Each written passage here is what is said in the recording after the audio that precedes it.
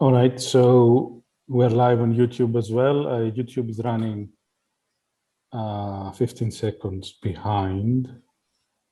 Yeah, I just checked, it works fine. Just add Manu as co-host. You want me to do that? Or you can do that? I'm not, let me try. I think I cannot find it here, so let me, yeah. Next to his name, there should be more button. It's not there though for me. It's not for me. Okay, I'll make him a co-host.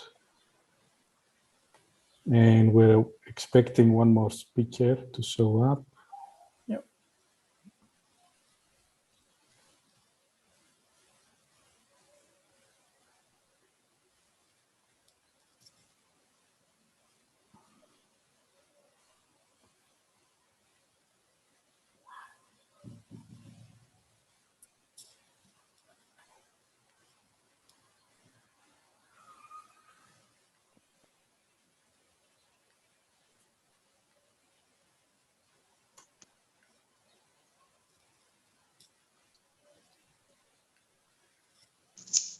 So Manu, where are you located right now? Where are you joining us from?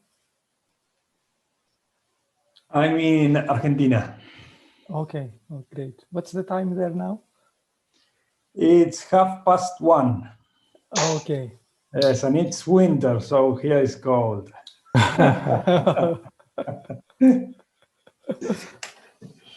Great stuff. Yeah, it's not Greece.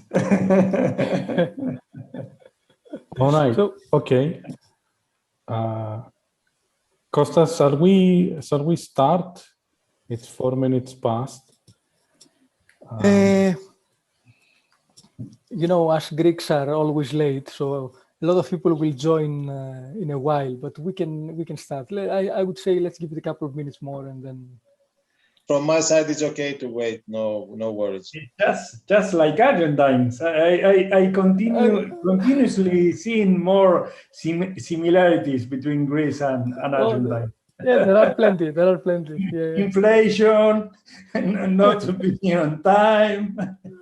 Well, there is some differences also, but same colors in our flags.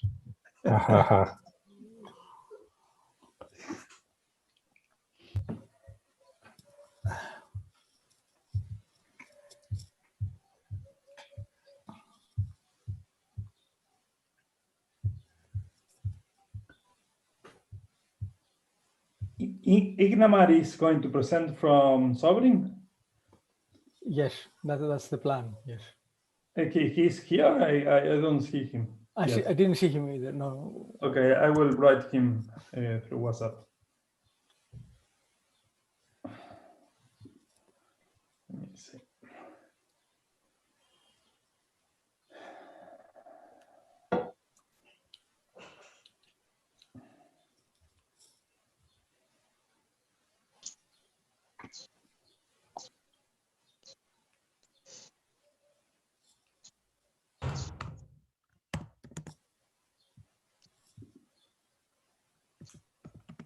All right, I see 12 people show up on YouTube and 21 on Zoom. One question, Dimitris. How long it can be my part about RSK? How much time I have? I don't know, but 30 minutes are enough? Okay. 40? Okay, it's good. Thank you. So we can be flexible, I think, and accommodate longer or shorter. So, yeah. Unless it's more than an hour, I don't think it's a problem. Okay. Half an hour is good. I don't see.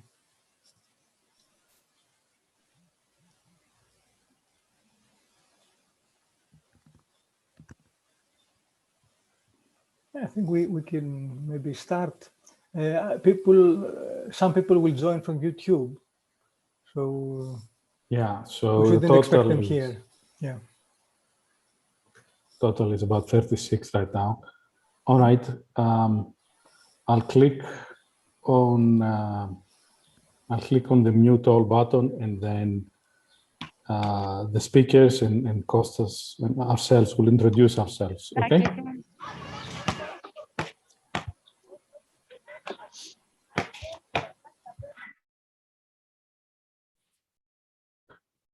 Good, Costas, do you want to start? Hello, everyone. My name is Kostas Karasavas.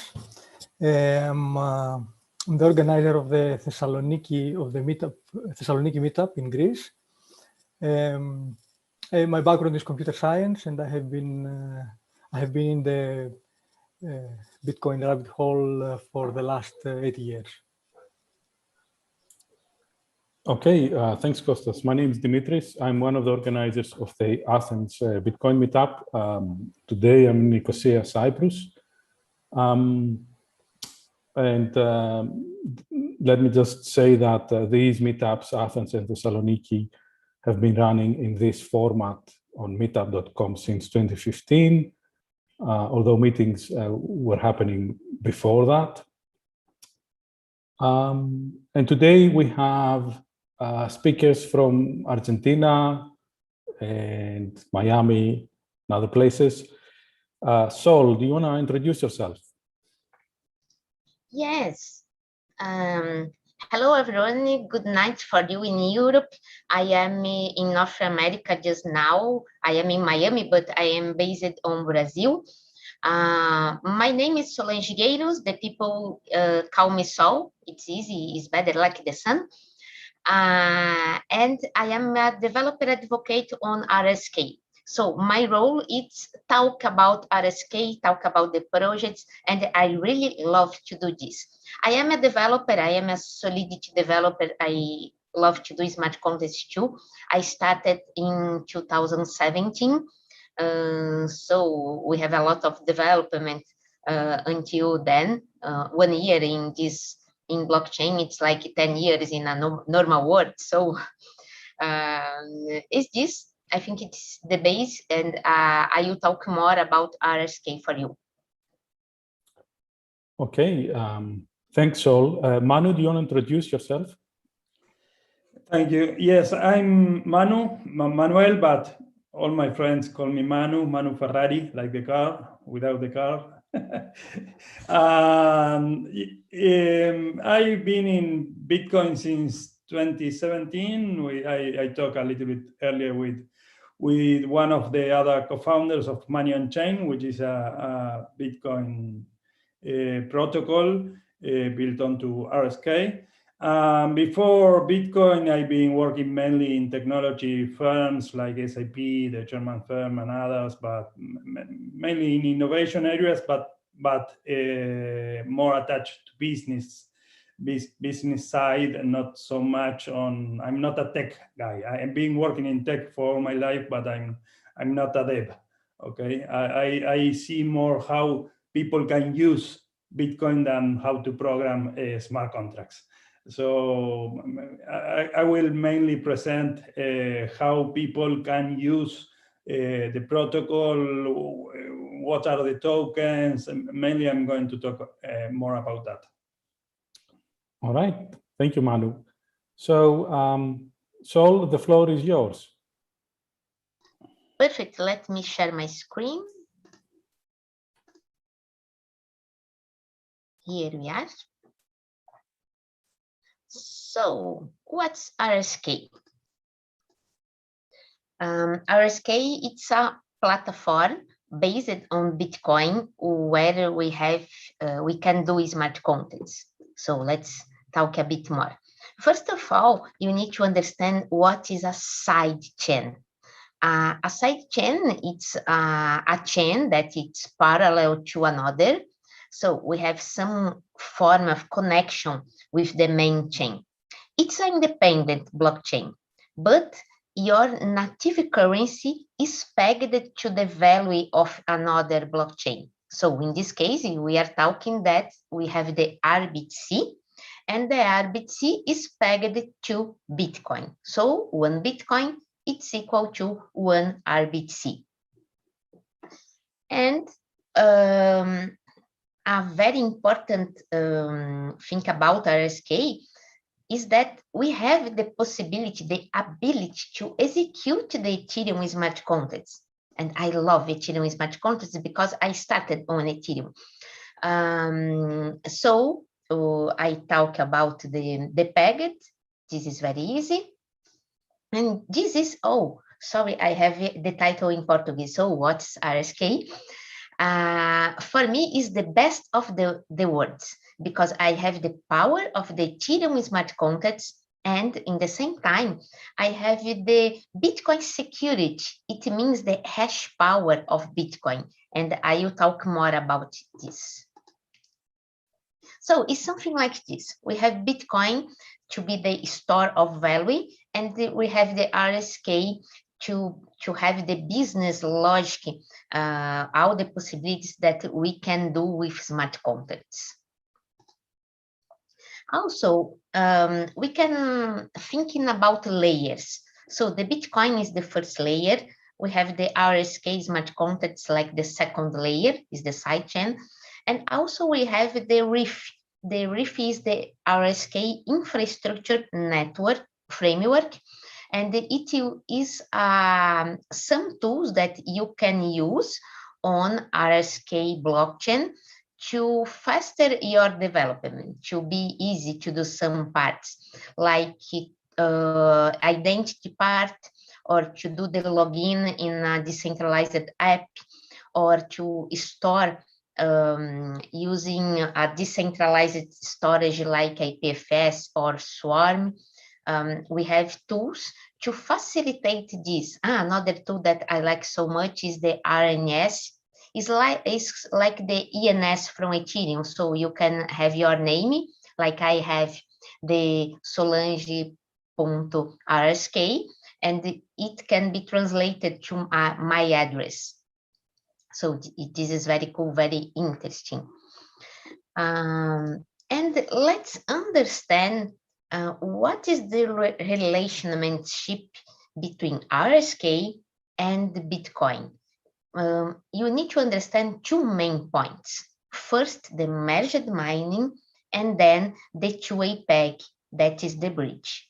So let's talk a bit more about it. Merged mining is the concept where the same Bitcoin miner can also mine or validate the transactions from RSK. So is exactly the same miners. The miner or the pool, it's running a special program that receives all the transactions about Bitcoin, but also all the transactions related to RSK.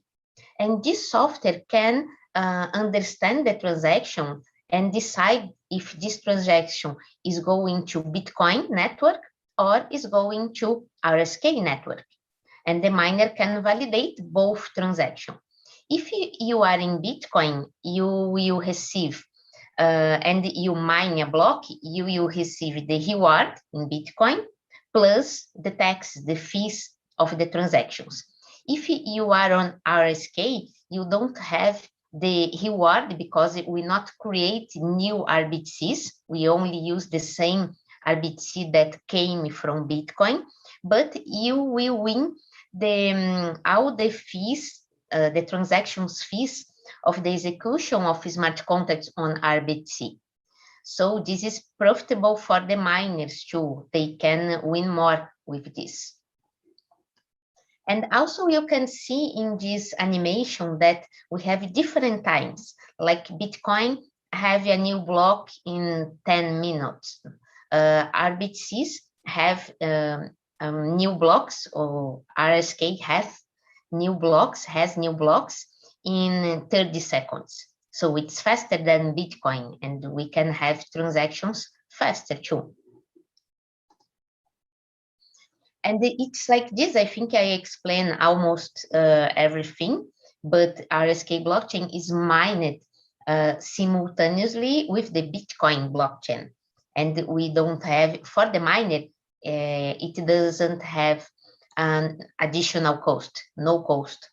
And what?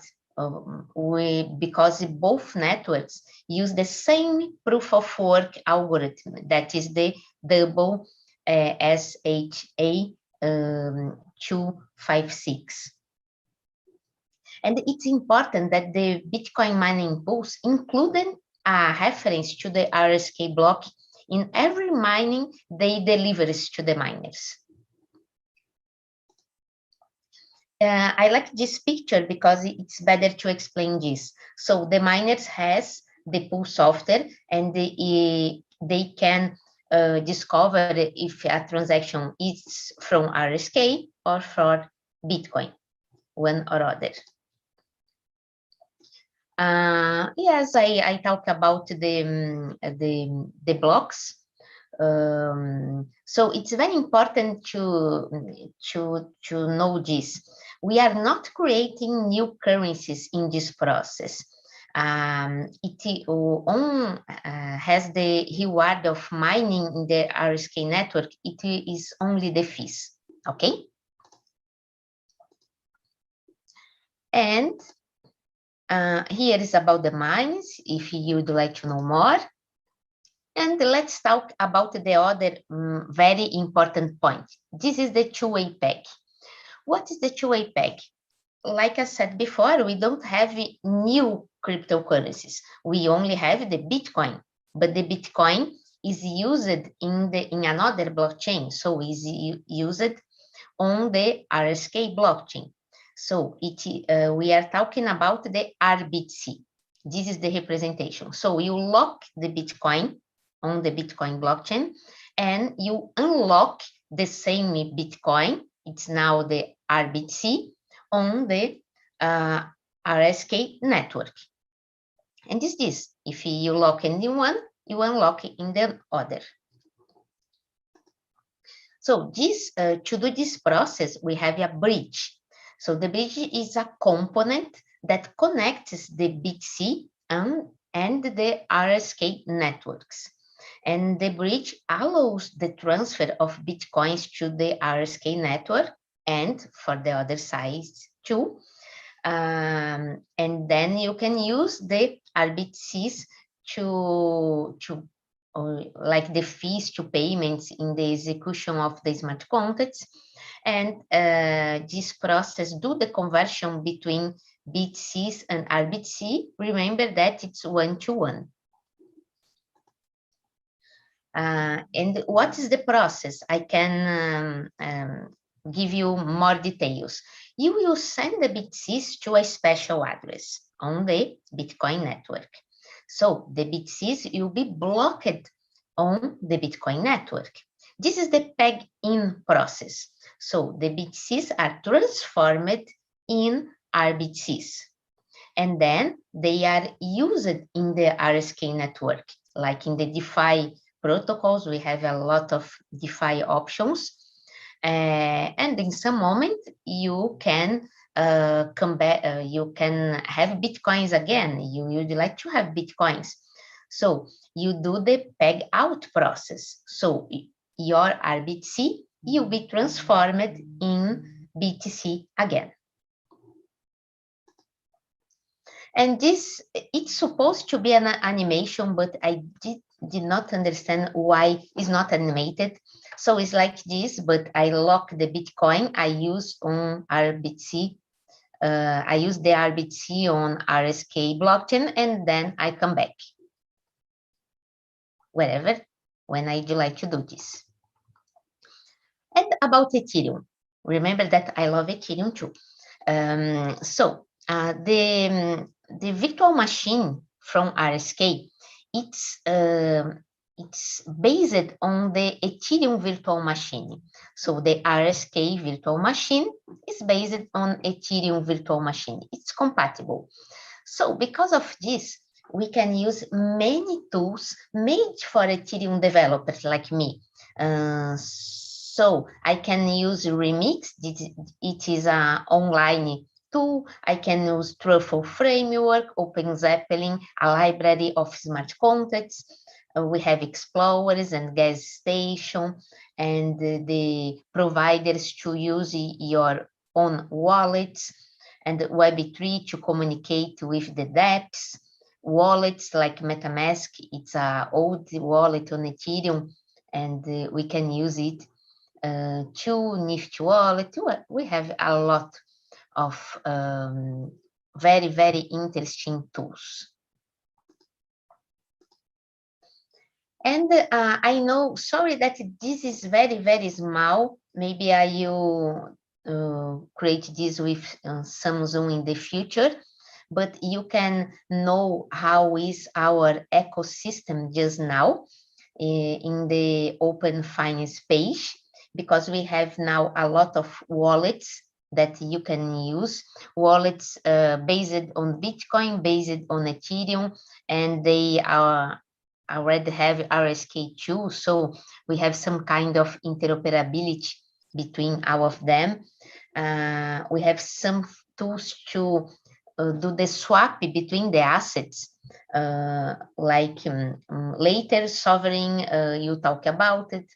Money on Chain, it's another very interesting tool. Manu, you talk about Money on Chain, but we have exchange centralized and decentralized.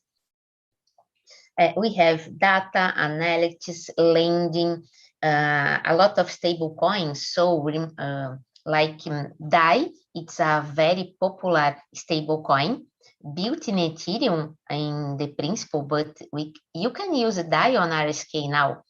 And a very, very important point, the fees on RSK, it's lower than Ethereum. It's in some points, it's like 5,000% less than Ethereum. I can show this in a minute, what is this just now, but it's very interesting to do this in RSK because of the fees too. It's I really love this. Like I said before, for me, is the best of the both worlds. And I know that a lot of people believes in Bitcoin, but don't like Ethereum.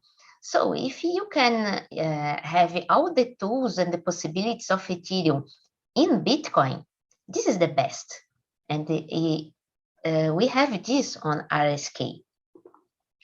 And this is the presentation. I will invite, if you are a beginner, I create the Academy on RSK, and the Academy has now 5 modules with basic lessons, like how to create your first wallet, what is blockchain, how to create your first smart contract with your name saved in the blockchain, on the blockchain. So you can do, you can learn this, and this is in English, Spanish, and Portuguese. I really invite you. You can learn a lot of the basic points now. And here I have some reference. If you are a developer, you can use the portal to learn more advanced points about RSK. Also, we have open Slack channel, and you can be in touch with the developers of RSK too. And this is my contact. I have more material in my own website in English, Spanish, and Portuguese too.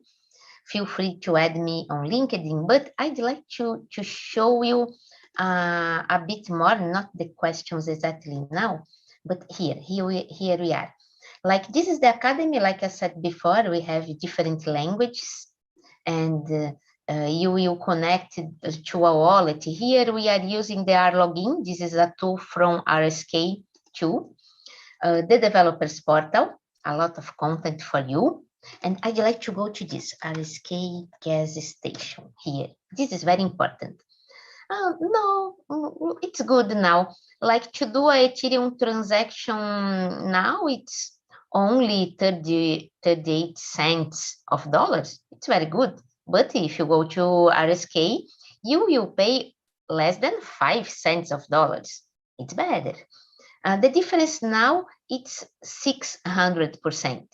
But in some times, like I said before, look at this, we have a like more than $1 in Ethereum and less than 5 cents in RSK. So it's very interesting to use the transactions and to use RSK to DeFi applications, for example, because you can win more with this. Your profit it's better. Okay.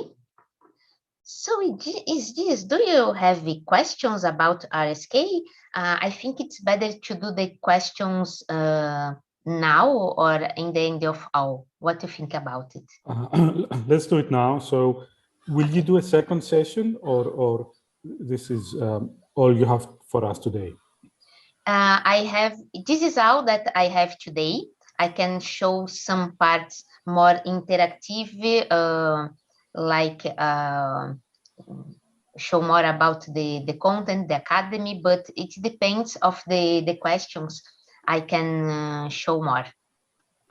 All right, good. So we have a few questions in the chat, but I'll also allow people to unmute themselves so they can ask. So go ahead with the questions in the chat first.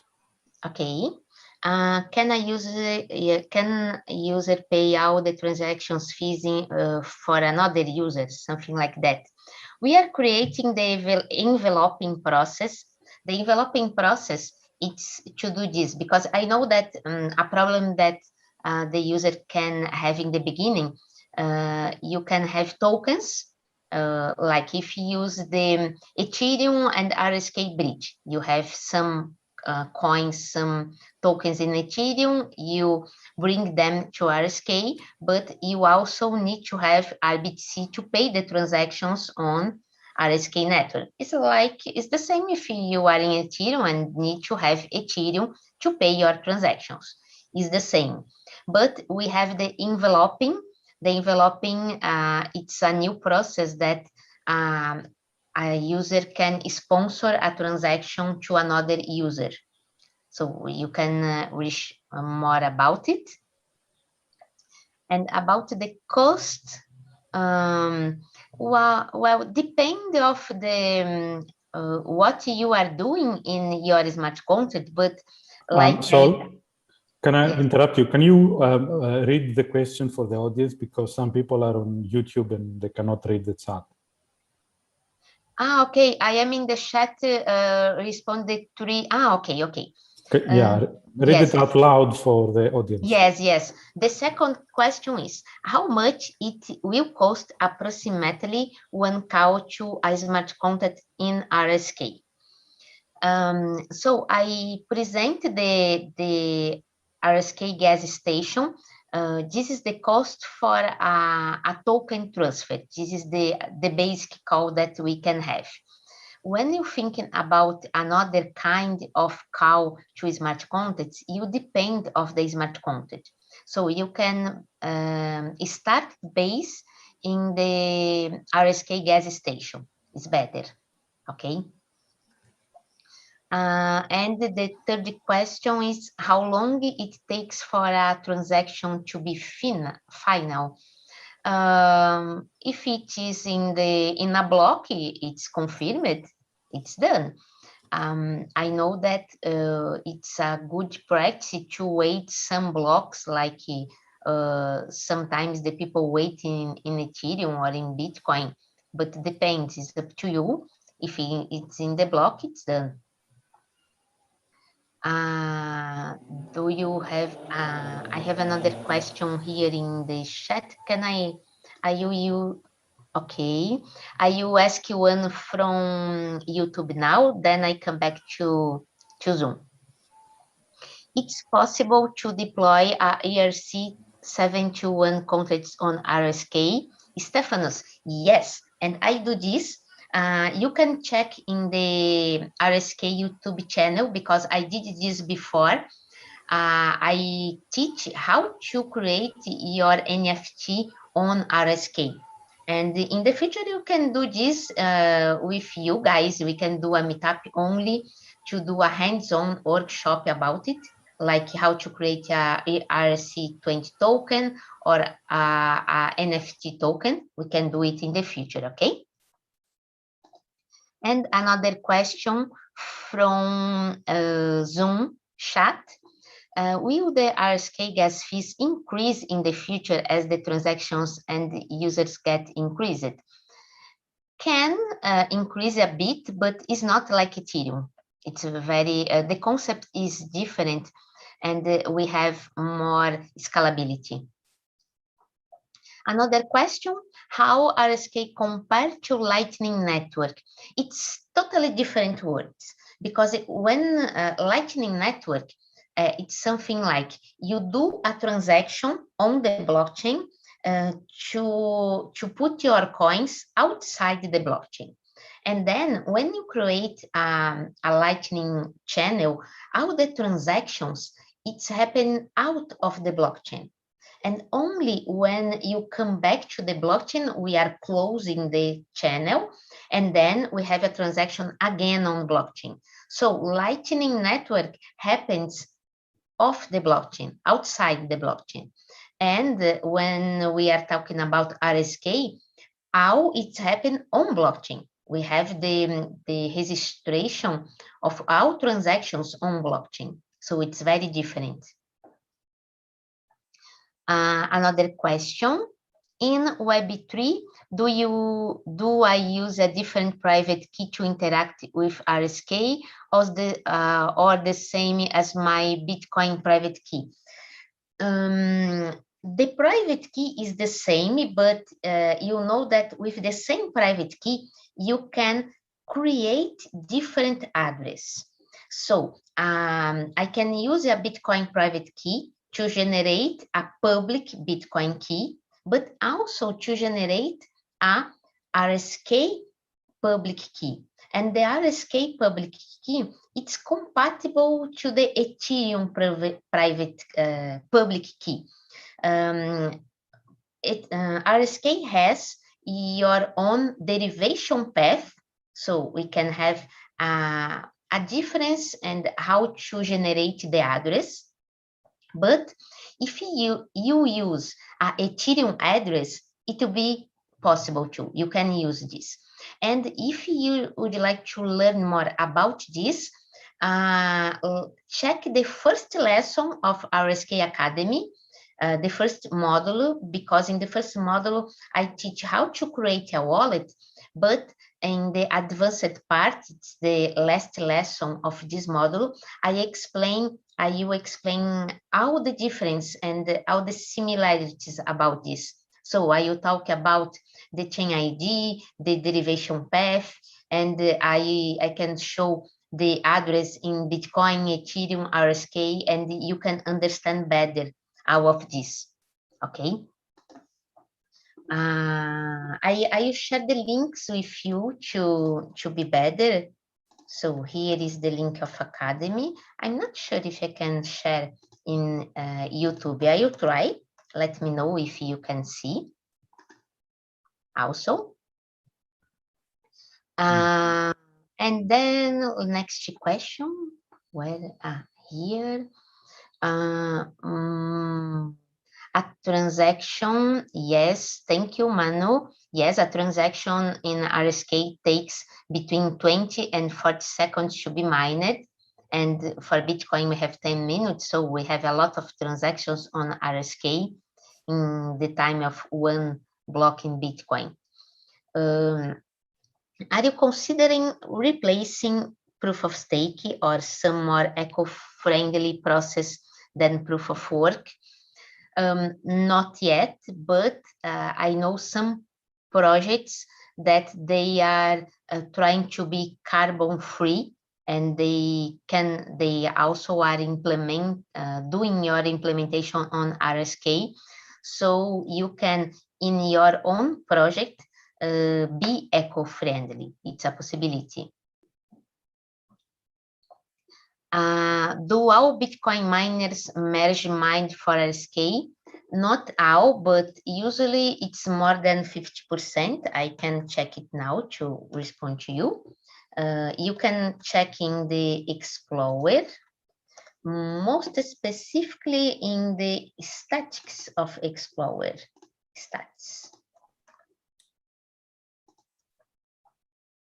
Yes, So guys, perhaps we can explain this a little bit more. So these are the yes. regular Bitcoin miners, and as they are mining Bitcoin, they also mine the RSK blockchain without any extra effort, right?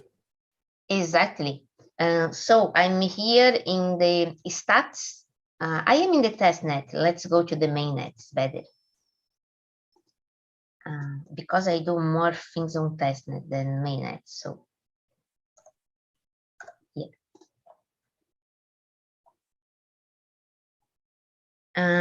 You can see here that we have 52% of the Bitcoin miners now are mining RSK 2. So with this, we have all the statistics about. In the Explorer, it's very interesting to understand more about it. Let's go to the mainnet too. And you can see, for example, that we have more than 2,000 BTCs locked on RSK.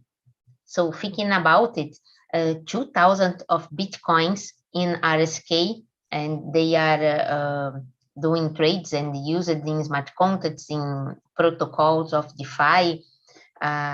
It's a huge number just now. Our hash rate, it's very high. It's higher than Ethereum. I really love this. It's very secure. And these two sites, feel free to understand more about it. Guys, the links that I'm putting on YouTube are over there, because I don't know if your YouTube is blocked or no. It's possible to see. Do you know? Oh, I think it's the moderation that they are caught in the moderation probably. Yeah, because I'm putting over there, but I didn't know if they can see. Right, yeah. So we can put them afterwards in the comments, in the description of the YouTube video. Perfect. Okay. Let me check the next question.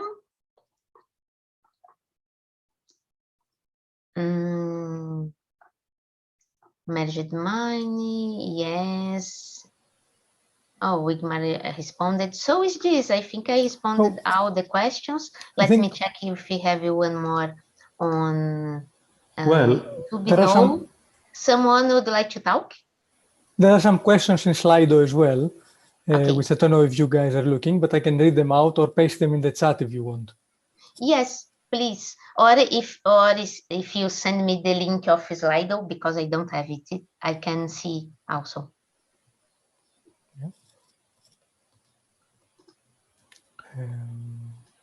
Give me a minute. Yeah. Yes, I'm going over there just now.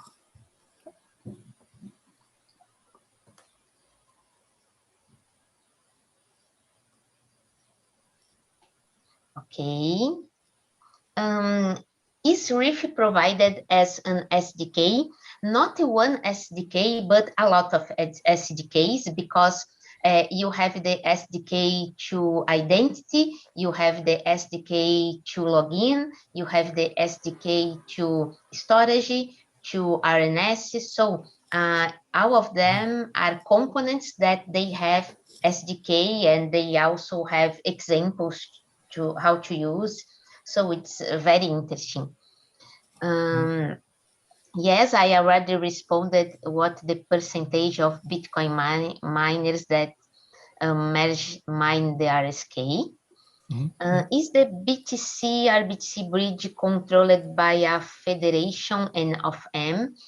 Now, a few months ago, we are more opened, and you can understand the POPEG because it is in the past it was a federation more controlled, but in the moment that we have more than 50% of Bitcoin network, we can do.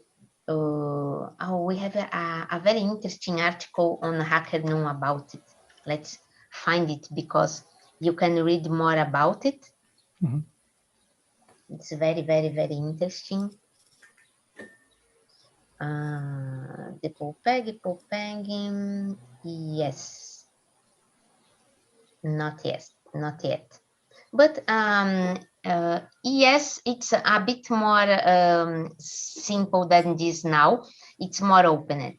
I will check the link and send you later because it's not so easy to find now. Okay, yeah. And another question, how is DAI moved to RSK? It's by the token bridge. So let me show the token bridge, it's better. Let's share my screen again. So this is the token bridge.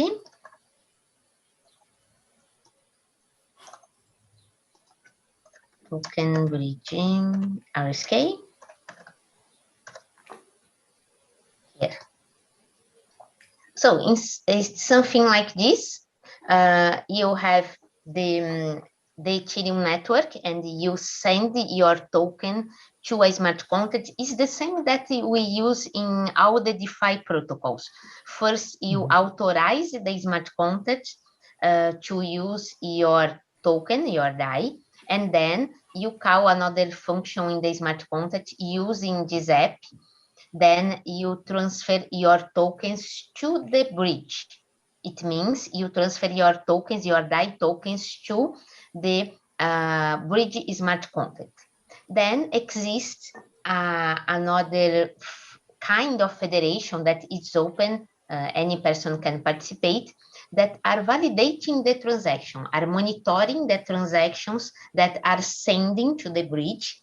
And when we have more than 50% of these guys approved a transaction, the DAI it's created, it's minted on the other blockchain. So you send your DAI to a Ethereum address, a Ethereum smart contract using this app, and then wait some minutes, and then you will have your DAI minted on RSK, and you can use it normal. In the same way, probably Ignar from Sovryn you talk more about, because Sovryn has a token bridge too, very interesting, very useful, because we have bridges with more blockchains. And let me check if you have more questions. So I was talking about the HackerNoon, the RSK Smart 2. Here it's about enveloping. That is very important to you, understand the enveloping process. And about the Popeg. The Popeg is very easy here. It's RSK, blockchain, and Popegging some point here. Conversion and Popeg, it's some point here. Popeg. Yes. So here we have a lot of information about the Popeg, and we have I'm looking for this. This is the peg that the new peg that I explained for you. And this is very interesting to understand more about the Popeg, because they have different layers of security. Okay, we use ASM. It's very interesting. So I think now I answered all the questions. People can unmute themselves and ask questions if they want to. Yes.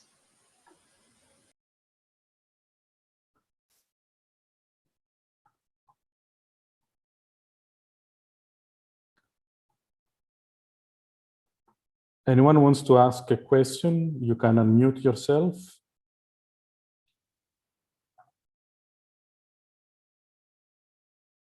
All right, perhaps people prefer to write their questions. All right, anything else, Sol? No, I think it's done. If someone would like to do more questions at the end, I will be until the end, and I can answer in the end too. No problem. Thank you very much. I think next in the agenda is Manu.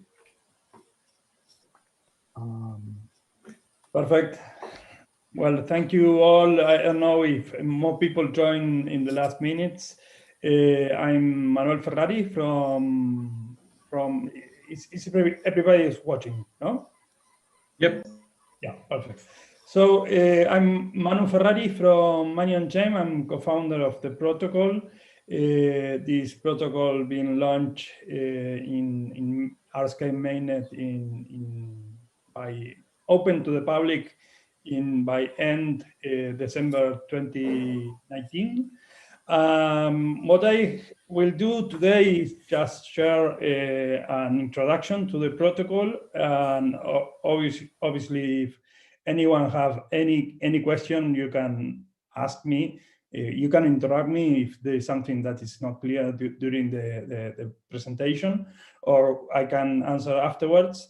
As I mentioned before, I'm not the technical guy behind the protocol. I'm more the business person trying to understand how end users will use these token, these solutions. So I will share my screen. I have a presentation to share with you. I will share my whole desktop, so hopefully we don't have some unexpected message. So here we are. So I'm going to talk about how we think we can help to bring Bitcoin into the mainstream. That's the main objective of the founders of On Chain, is enabling Bitcoin to be used broadly everywhere by everybody. And why Bitcoin? Mainly because we think that it has created the basis of a new financial system, which is going to be available for everybody, mainly for the decentralization characteristics, and especially, you know, in Greece, I think you have suffered some very unfortunate episodes, like in Argentina, many places in the world, but very frequent in Latin America, and why it's important to have a censorship resistant to really hold your money and not be on mercy of someone else to be holding your money. So the idea is how to build this decentralized censorship-resistant tokens that will allow everybody to use Bitcoin in different ways. Okay, so the main problem where we started, actually, then the protocol had its own life, and the project changed a little bit from what we thought at the beginning. What we wanted to solve was the problem of volatility. We wanted to create, and actually we created the first stablecoin backed by Bitcoin, and we thought that for any new financial system to be developed, we would need first, and in the cornerstone of this financial system to be built with Bitcoin, will require a stablecoin. And all stablecoins that were on the market that were used by Bitcoiners were centralized, like Tether. When we started thinking about this, actually, the Max Carcusa, which is a very early Bitcoiner, he thought about Tether before Tether existed, and he thought about building a solution like Tether. And when Tether appeared, he understood that for a Bitcoin it doesn't make sense because it's totally centralized. and it's not censorship resistant. It's not a good solution for a Bitcoin. So we thought how to build a stablecoin backed by Bitcoin. So in that process and with that objective, we developed a protocol. It's a complex protocol. It's a big protocol. It has several pieces. One is what we call the stablecoin protocol that includes several tokens. Then when we started, there were no oracles running on RSK, and for building a stablecoin protocol, we required to have oracles to feed the price of the protocol. So we developed our own oracles, and in certain cases, we also needed to assure the users of the protocols to have a secondary market for the tokens, for money on chain tokens. So when we started, there were no decentralized exchanges running on RSK, so we decided to build our own decentralized exchange. And on top of all this, we really want this to be completely decentralized and censorship resistant. And in order to achieve that, we needed, we have two options. One is to freeze the protocol, and nobody ever will be able to change the protocol, and the other way was to introduce a governance token and to allow to make to allow this protocol to have enable upgrades. So this protocol can be upgraded, and in order to upgrade this protocol, you need now the MOC token. Okay. We have just launched this token after we built everything. We launched the smart contracts that are governing the protocol. This last part is not complete everything. We are in the process to have complete decentralization by the end of this year, most probably third or fourth quarter of this year. So regarding the stablecoin, regarding the oracles, I'm going to explain very briefly this. For example, other protocol, not only money on chain is using this protocol. For example, Sovryn is using also these oracles, and other protocols building on top of RSK are using these oracles. These oracles are different to other oracles. It's what we call a hybrid protocol. Parties off chain, parties on chain. Can be used, as I mentioned, by other projects. It's compatible with other networks like Ethereum or Ethereum Classic could be deployed there. And to run these, the nodes that are the ones that feed the price of the oracle, you need to stake MOC tokens, okay? Regarding the characteristics of these oracles, as I mentioned, it's very, very fast because of this characteristic of having this hybrid way on which not everything runs on chain. And actually, for example, here is the mean price publication per hour of Chainlink, Uniswap, or Compound, for example. This was taken 1 week ago. And this is how many publication of price of Bitcoin is done by money on chain. So it's a much more precise oracle on chain than others. Here you see the align for each oracle. I don't know if it could be seen very easy on the screen, but for example, Uniswap change the price of Uniswap, or for example, here you have Compound, is not so precise when we benchmark to the most traded exchange in the pair of Bitcoin to US dollar. What we are using to have the price of Bitcoin is we are taking the price from the top exchanges in the world that are trading Bitcoin to US dollar. And we are making a medianizer. So we have a statistic analysis, and we get the price. So this is something just for you to be aware of. Is something interesting, and this is also in the process. In the following weeks, it's going to be completely decentralized. So to run this Oracle, you just will need to have these tokens, and this will inform the price to the protocol. Right now, this is semi-decentralized because there are certain nodes that are informing the price. In a very few weeks, this is going to be completely decentralized. So to run a node, you just will need to have the MOC token.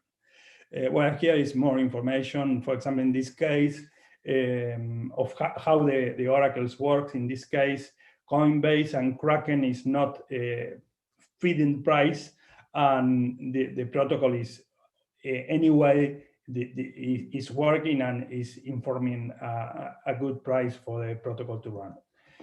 So that's very briefly about the what we call OMOC, the money on chain oracles. So going back to the stablecoin protocol that obviously uses the oracles, the prices from the oracles, we have these three big tokens, these three big entities.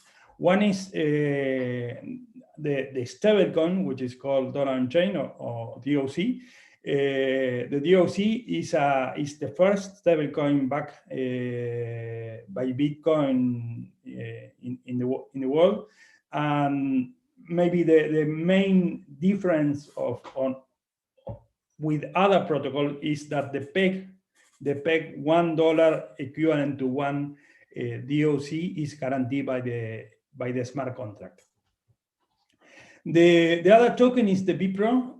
Actually, for any DOC, any DOC token to be issued, first and before need to be issued BPRO tokens. Someone, a Bitcoiner, needs to add collateral to the protocol, needs to add liquidity to the protocol, just minting the BPRO and locking smart Bitcoins. This represents the collateral that will allow other Bitcoiners to issue the Dollar on Chain tokens. So first comes a Bitcoiner who is willing to have some more leverage on his Bitcoins. He's issuing this token, which is called BPRO. And when he issues, he's enabling someone else to mint the Dollar on Chain. Of course, it could be the same user, but it could be different users. And actually, when we thought about the BPRO, we were thinking about the Bitcoin holders, about Bitcoiner who wants to have Bitcoin in the long term, but also wants to get some more Satoshis while they are holding this Bitcoin. I'm going to talk a little bit more about this later. And the last token is what we call the BTCX. The BTCX is a leveraged Bitcoin holding position, and it's more thought for traders, people who want to have a leveraged position on the price of Bitcoin. So regarding, as I mentioned, regarding the DOC, the peg is 1-to-1, and this is an important financial difference with other stablecoin. If you see the historic price of DAI, of USDT, of PAX, or whatever, it's not pegged 1-to-1 all the time. There is certain moments where the peg is not a peg, and that's not good if you are holding money and you want to have a stable, a peg coin. Actually, it's not so peg. It depends on a secondary market. And this hard peg is mainly enabled by the smart contract. I will show you later. You just send $10 on chain, and the protocol will give you back the equivalent of $10 in Bitcoin and vice versa. And anyone can do that. So there is this concept of hard peg, which we think is something quite important. The other token that I was mentioning before was the BPRO. Sorry, before continuing, if anyone have a question, I'm not reading the questions. So if anyone wants to raise the hand and want to interrupt me, just do it, no problem. Okay, if something is not clear. So I will continue. Regarding the BPRO, is designed for Bitcoin holders. It has several components. Normally people ask, Bitcoiner ask, okay, Manu, so what is going to be the price in the future of the BPRO? It's not an easy answer to do that. We cannot know what is going to be the price of BPRO in the future. We can explain from where the price is going to how the price moves. And if you take on account all these components, you can make your own suppositions on where the price is going to go.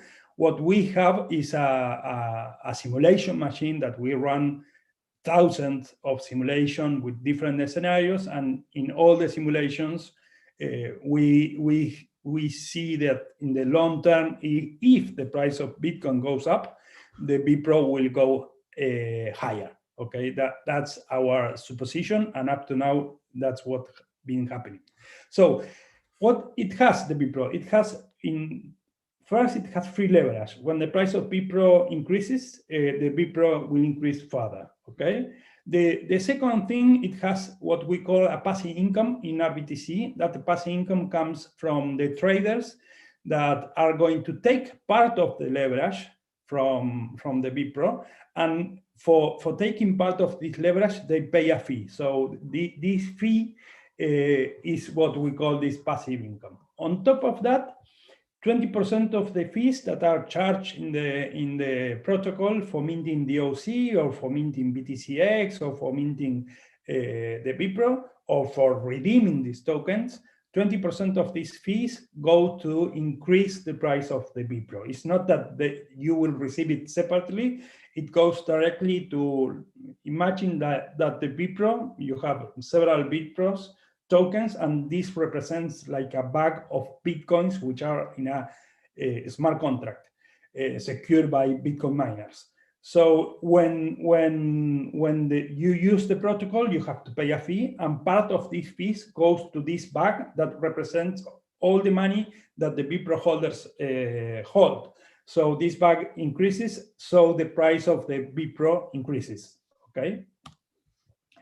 And the fourth thing that is not represented on the price of the BPRO token, the three things are represented in the price of BPRO. The fourth component is a big proportion of the MOC tokens, the governance tokens, are going actually to the BPRO holder. So it's a way to reward the Bitcoiners that are providing actually liquidity to the protocol. The BPRO is a liquidity token. It's a token that provides liquidity to the protocol to be able to mint DOC. And once you have these two tokens, you can do leverage operations.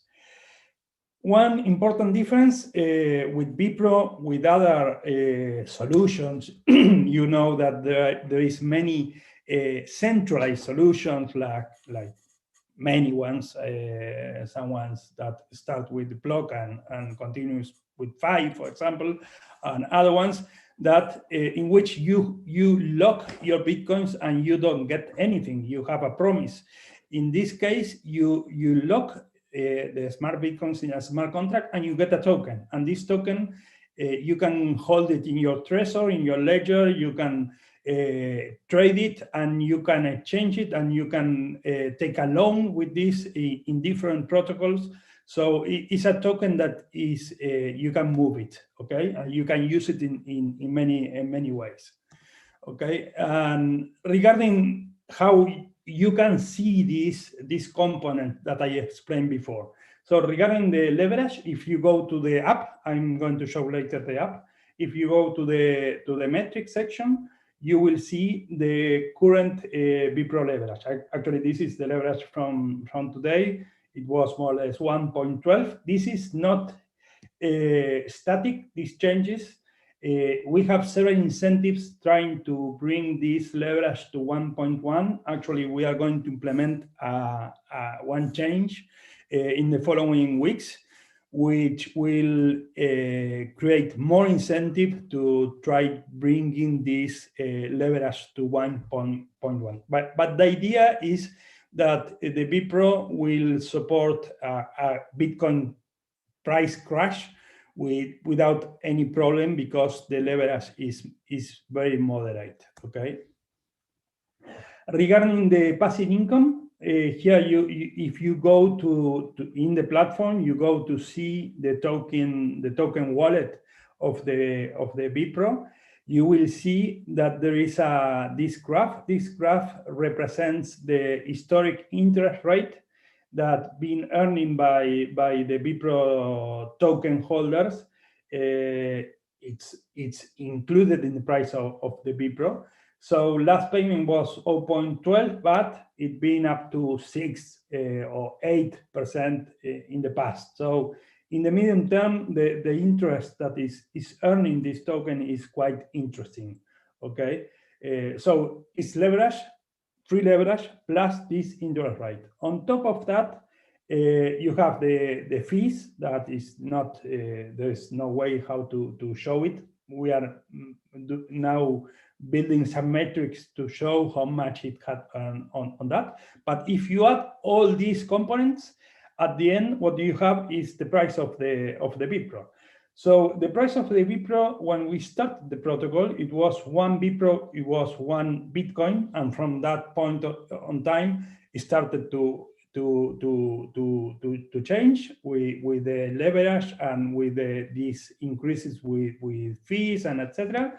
So right now, this actually is from today. The BPRO is $50,000. Actually, this is from yesterday. $50,000, and the BTC is $40,000. So that represents 25% in a little bit more than 1 year. Okay, so it's providing a quite interesting way to earn more satoshis. Of course, as you see here, for example, this was in the top. We can see this graph. Actually, you can see this in our web page. If you go to the BPRO landing page, you will see these two graphs here. So you can see that it earned up to 27% in the past. And of course, if you bought here the BPRO, now you will have less satoshis than here. Again, I'm a Bitcoiner. My thing is mainly in satoshis, and maybe some of you also think the same way. But in the long term, if you bought here the BPRO, so in the long term, if the price of Bitcoin goes up, we expect that the BPRO will go even higher. This is not a token to hold in the short term. If you are thinking about trading, maybe you should be using more the BTCX and RBTC than using the BPRO. Is more for a long-term holder. Okay, so going back to the presentation, the last thing is the mock liquidity mining that I explained. If you go actually in the home, you will see here, besides the DOC that you are holding, the BPRO or the leverage positions, you will see MOC amount, and you will see, for example, in this case, I have only nearly $200 in BPRO, and for having this been only running a couple of days, I already have earned some MOC token, these governance tokens, and it will update all the time. So I explained the BPRO. Regarding the BTCX, is a leverage 2x long position that is settled to 2 in leverage each 30 days. if the price of Bitcoin changes, if, for example, if the price of Bitcoin from the settlement date goes up, the leverage offered by the protocol will go low, and vice versa. So it changes the leverage, but once you make your position, this leverage is fixed.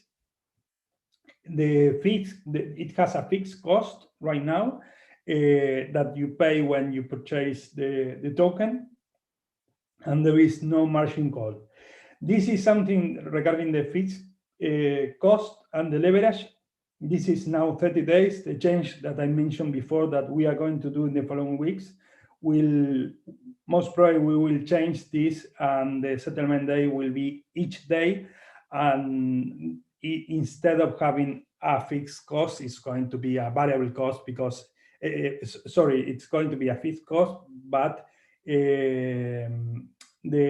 always going to be to leverage, okay? And what will change every day is the interest rate. If the leverage of the BPRO starts to go high, the interest rate offered by the protocol will go lower, and vice versa. So this is something a little bit more complex to explain, but anyway, regarding the BTCX, the most important thing is, if you don't know what is leverage operations, don't use it, because there is no margin call. You can be liquidated, and we don't want Bitcoiners losing their Bitcoins, okay? If you are a trader, you know how to do leverage operation. You are used to using BitMEX or other kind of leverage centralized exchanges, and you want to try a DeFi protocol to do this kind of leverage operations, well, this is an opportunity for you to test. Regarding the MOC token, is as I mentioned, it is a vote and veto token to enable the updates and changes in the protocol. Of all this I've been talking about, if now people want to change it, well, you will need to have the MOC token, and there is going to be a proposal, and the MOC token holders will decide which changes will be made. This is being implemented right now. We implemented some parts, we issued a token, we have some of the smart contracts enabled, but it's not completely decentralized. But for example, now if you are holding this MOC token and you stake this token, the fees of the protocol, I mentioned that 80% of the fees goes to the BPRO holders, 80% of the fees goes to the MOC token holders staking the token. So the idea is to reward the token holders with nearly all of the fees.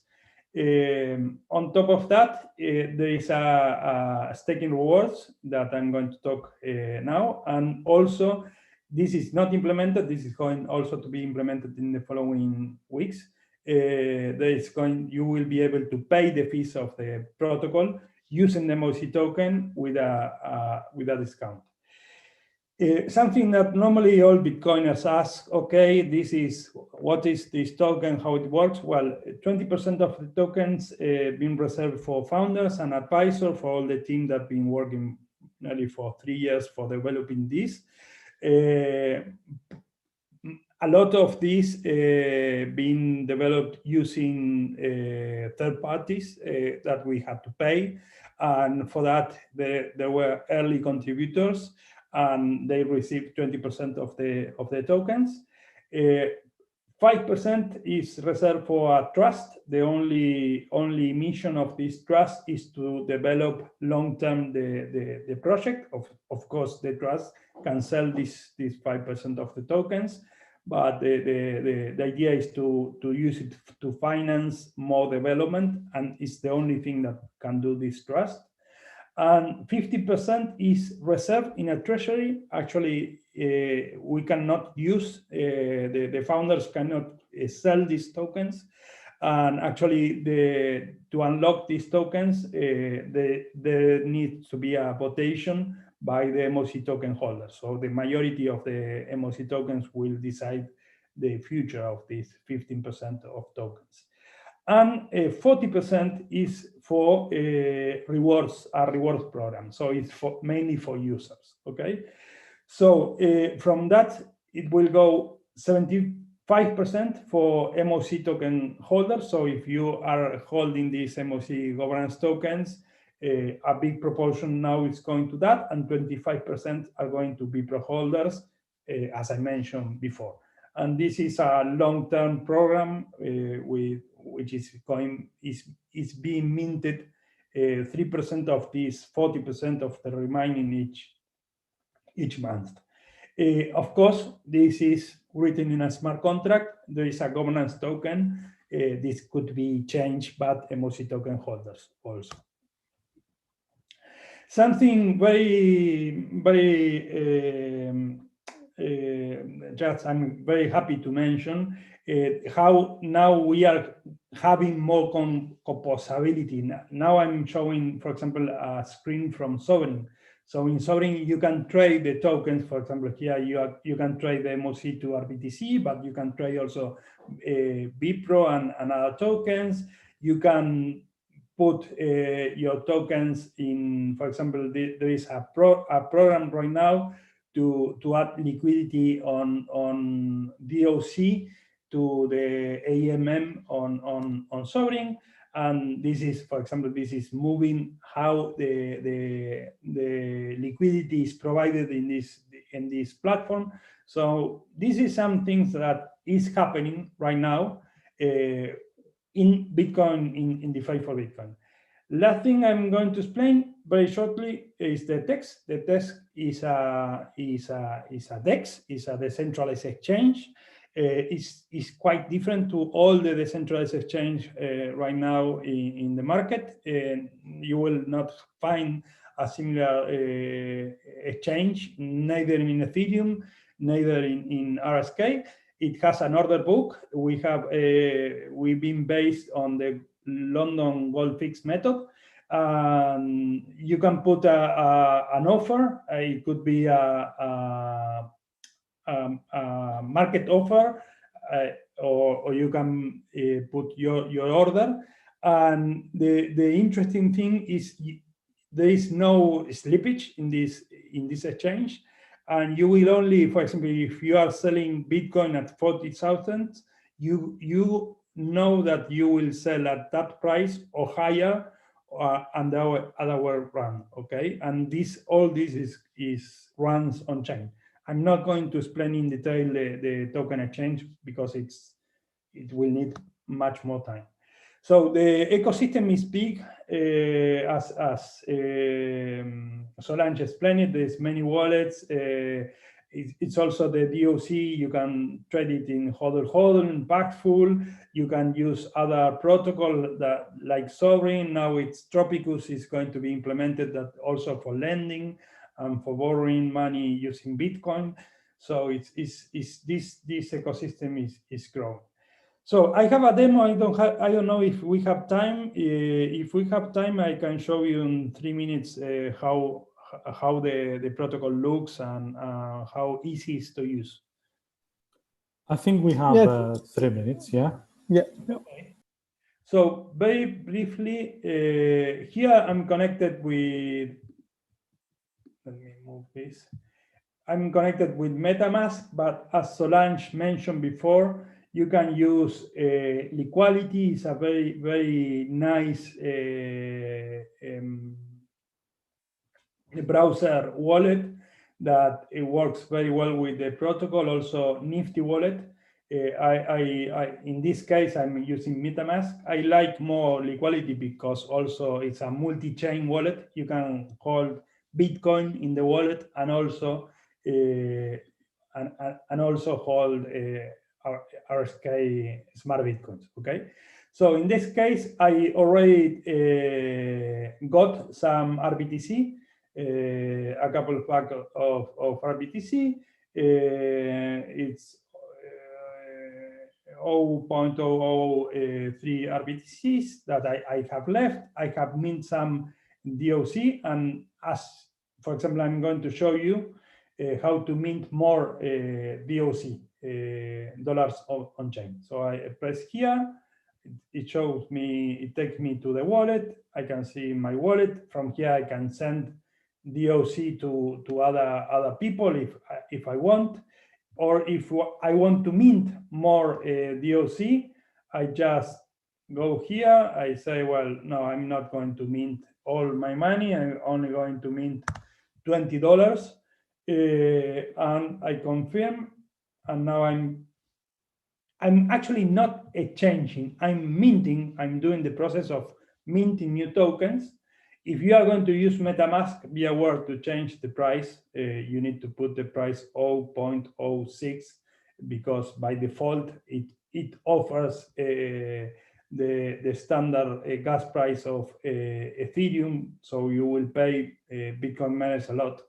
So no necessity for that. So this is now in the process of being minted. This is on RSK main chain. As you see here, I have minted and redeemed many times. For example, today, one question was how much it cost, for example. So, for example, redeeming the On Chain, this was done a couple of days ago. Now it costs 73 cents. Okay, this same operation in Ethereum would have cost like $73. Okay, so now it's very, very cheap to use. These are quite complex smart contracts. This is not the cost of transferring tokens. If I'm transferring just to on-chain, it will cost you like 5 cents of a dollar, okay? So in a couple of seconds, I will have more DOC. I think I had before 30, so in a couple of seconds, I will have 50. I have 35, and I'm going to have 55. And the process of minting Bipro is exactly the same. You go to this exchange section, and again, it's not actually exchanging. What you are doing, you are minting these tokens. If you want to mint some Bipro, you just, for example, I'm minting the equivalent of $50 of Bipro. Is exactly the same process. Okay, I just confirm, and the same way is to do it to do a BTCX position. Okay, you just change to BTCX.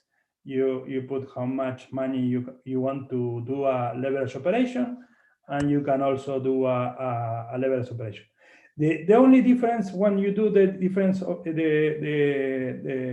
leverage operation, as you see here, it appears also not only the MOC fee, that is what is going to go to the MOC token holders, but it appears now the interest rate. This is total interest rate. So for the days till the settlement date, it's going to charge me 0.12%. Okay, so now it's quite cheap to do leverage operation. As I showed you before, you can see also all the metrics. We try to be as transparent as possible. Actually, this is completely transparent. You can see all this information on RSK blockchain. What we are showing here is some metrics, but all these metrics, you can build this by yourself if you are interested. This is all public. So, for example, right now in the protocols, it's mint like more than $2 million. There is equivalent of 479 bitcoins in lock in the smart contract. And I have not shown, there is a similar protocol using brief as collateral. So if you are interested, you just have to push here. It's nearly exactly the same protocol, but using brief as collateral. Okay, and it's being built for using RIF services. So this is a brief introduction on a demo. Actually, there is not many more things that you can do. You can hold Bitcoin, you can hold a stablecoin, and once you have these stablecoins or these Bipro tokens, you can use it in other protocol. For example, in Sovryn, that is now going to be presented by Ignemar. Okay. Now I have my 55 DOC, okay, and some more BitPro. Instead of 200, I have 243. And here I'm earning my MOC for providing the liquidity. Okay, so any questions? Thank you very much, Manu. So are there any questions in the chat? I don't see any in the Slido, but if anyone wants to make a question, please unmute yourself and do so, Dimitris. You had the question yourself in the chat, right? No? I have one, yes, I have one. I'm just, so I wanted to ask if, where the book orders of TEX are they on chain or not? Yes, they are on chain. They're on chain, okay, thanks. Manu, I have a question for you.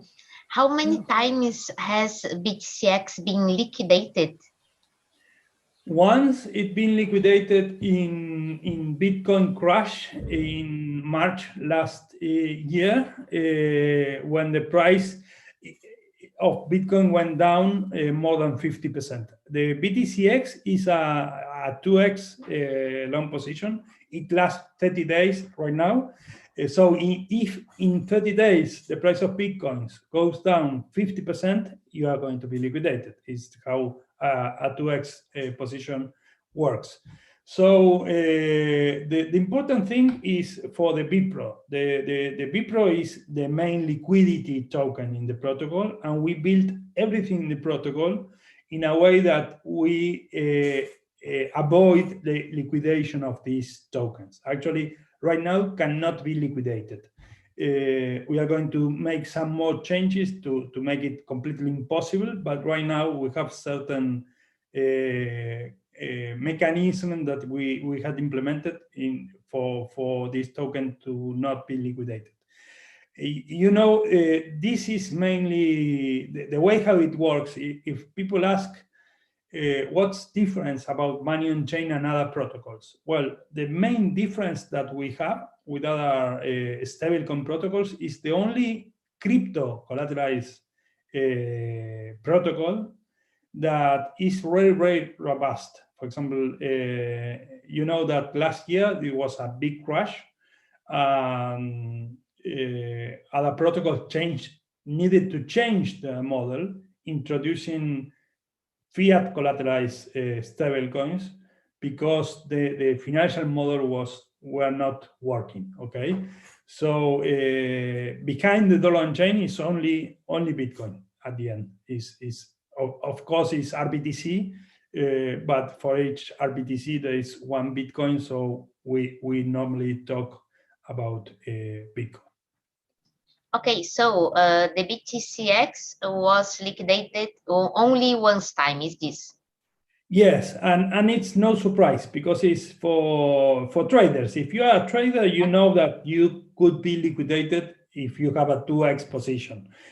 So that's why I always say, if you don't know what you are doing, please don't touch the BTCX, because it's for traders who understand how leverage works. Okay. Yes, but even in this case, it's very interesting because we are talking that we know that the crash, it was very crazy, but it's happened only once. So it's good. Well, yes, the thing really, we have actually an article, it's not problem at all. The problem is the protocol is completely healthy. Actually, for example, now is the second big crash since the launch, and other protocols really suffer in these periods. In our case, it's like business as usual. Actually, we have a lot of mechanism written in the code for a real crash, like saying 80% crash in the price of Bitcoin or 90% crash in the price of Bitcoin. in which there is a certain mechanism to enable more incentives for Bitcoiners to bring more liquidity and other things. None of these mechanisms have been activated. Again, a BTCX to be liquidated is business as usual. These are traders that if you have a 2x long position in Binance, in whatever exchange, you know that you are going to be liquidated in a 50% down. Thank you, Manu. You're welcome, Solange. Any other questions? Yes, Manu, I have a silly question. So I put the MOC token and BPRO on CoinMarketCap, and they don't seem to be fully listed. Well, the BPRO is listed, but we are not in centralized exchanges yet, and CoinMarketCap requires the tokens to be in centralized exchanges to be listed there. We are in the process now of listing the text, and hopefully Sovryn is also listing their DEX, and also there is RSK. So normally CoinMarketCap takes when the token are listed in other exchanges.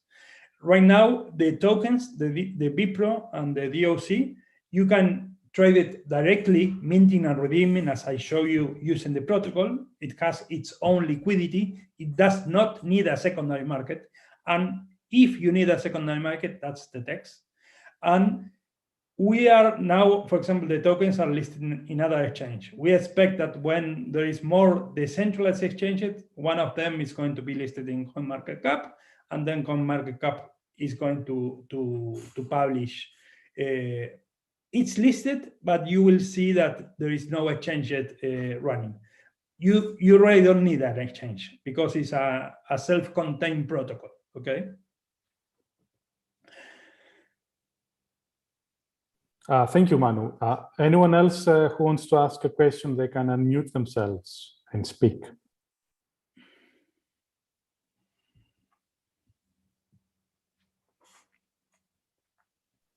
I can actually add more color around like the CoinMarketCap listing. This is Ingemar from Sovryn. So some of the hindrances for platforms like CoinMarketCap or CoinGecko is that CoinGecko often will list token easily if it's on Uniswap, because they can fetch the data really easily. They use this API that allows them to just like fetch on-chain data from Ethereum. That same API just started being able to fetch information from the RSK blockchain. So we're talking to their devs regarding listing of the SOV token on CoinGecko, because they should be able to do it as easily as they do for Uniswap tokens.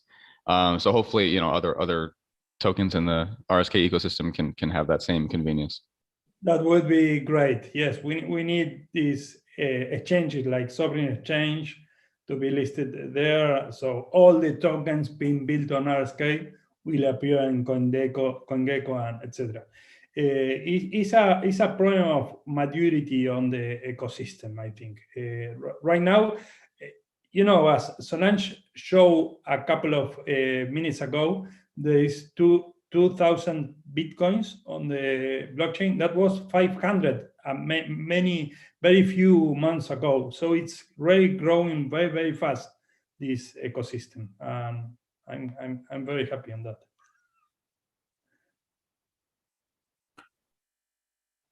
All right, any more questions? You can unmute yourselves and speak.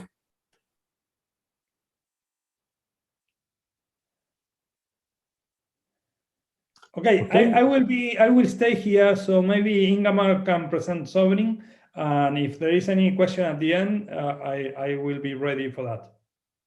Great, thank you very much, Manu. So Ingemar, the floor is yours. Okay, cool. Let me share my screen real quick. Here we go. Let's see.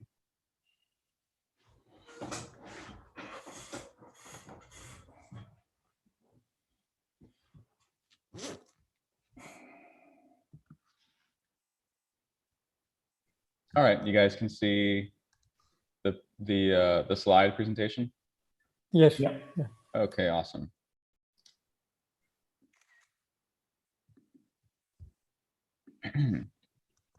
All right, here we go.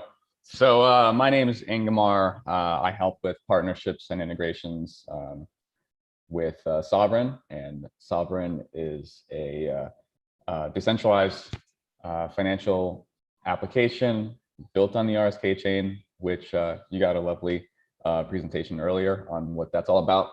Our goal is to create an operating system on top of Bitcoin that can allow you to perform transactions from trading to leverage, swapping, lending, borrowing, and many other actions using Bitcoin, because as we know it, Bitcoin is the #1 digital reserve asset in the world. It's leading in security and decentralization, and is the most adopted. However, the only actions you can perform that are completely permissionless and censorship resistant is hodling and sending. So anything else, if you want to lend it, if you want to trade it, there is always going to be some sort of intermediary who holds your Bitcoin, and you have to trust that they don't run away with it. So as mentioned earlier, there's wrapped Bitcoin, which is basically held by an institution, and they mint you a pegged Bitcoin, and you just have to hope that they don't lose their Bitcoin while you're trading it on Ethereum, which is a less secure blockchain. You have centralized exchanges such as BlockFi. They have your private keys when you send them your Bitcoin, and it's a price that people have to pay when they want to utilize their Bitcoin, earn on their Bitcoin, because the tech has not quite reached the point of full permissionless lending, full trustless lending, and Sovryn is here to sort of change that. And let me move on to the first slide. So Sovryn our mission is to create an open, fair, and transparent financial system of the world. So as mentioned earlier, when you want to trade your Bitcoin, often you have to trust an intermediary. So what we're able to do is utilize the RBTC peg on RSK so that you can permissionlessly utilize your Bitcoin without having to trust other people as like a counterparty.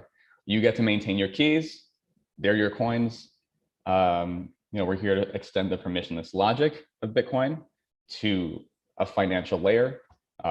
This financial layer can utilize smart contracts, as you see on the Ethereum ecosystem, as RSK chain is EVM compatible. However, we still maintain most of the security of the Bitcoin blockchain because of the beauty of merge mining. So I won't go too deep into this because you just saw a whole presentation on this earlier. But we're trying to maintain as much nativeness to Bitcoin as possible.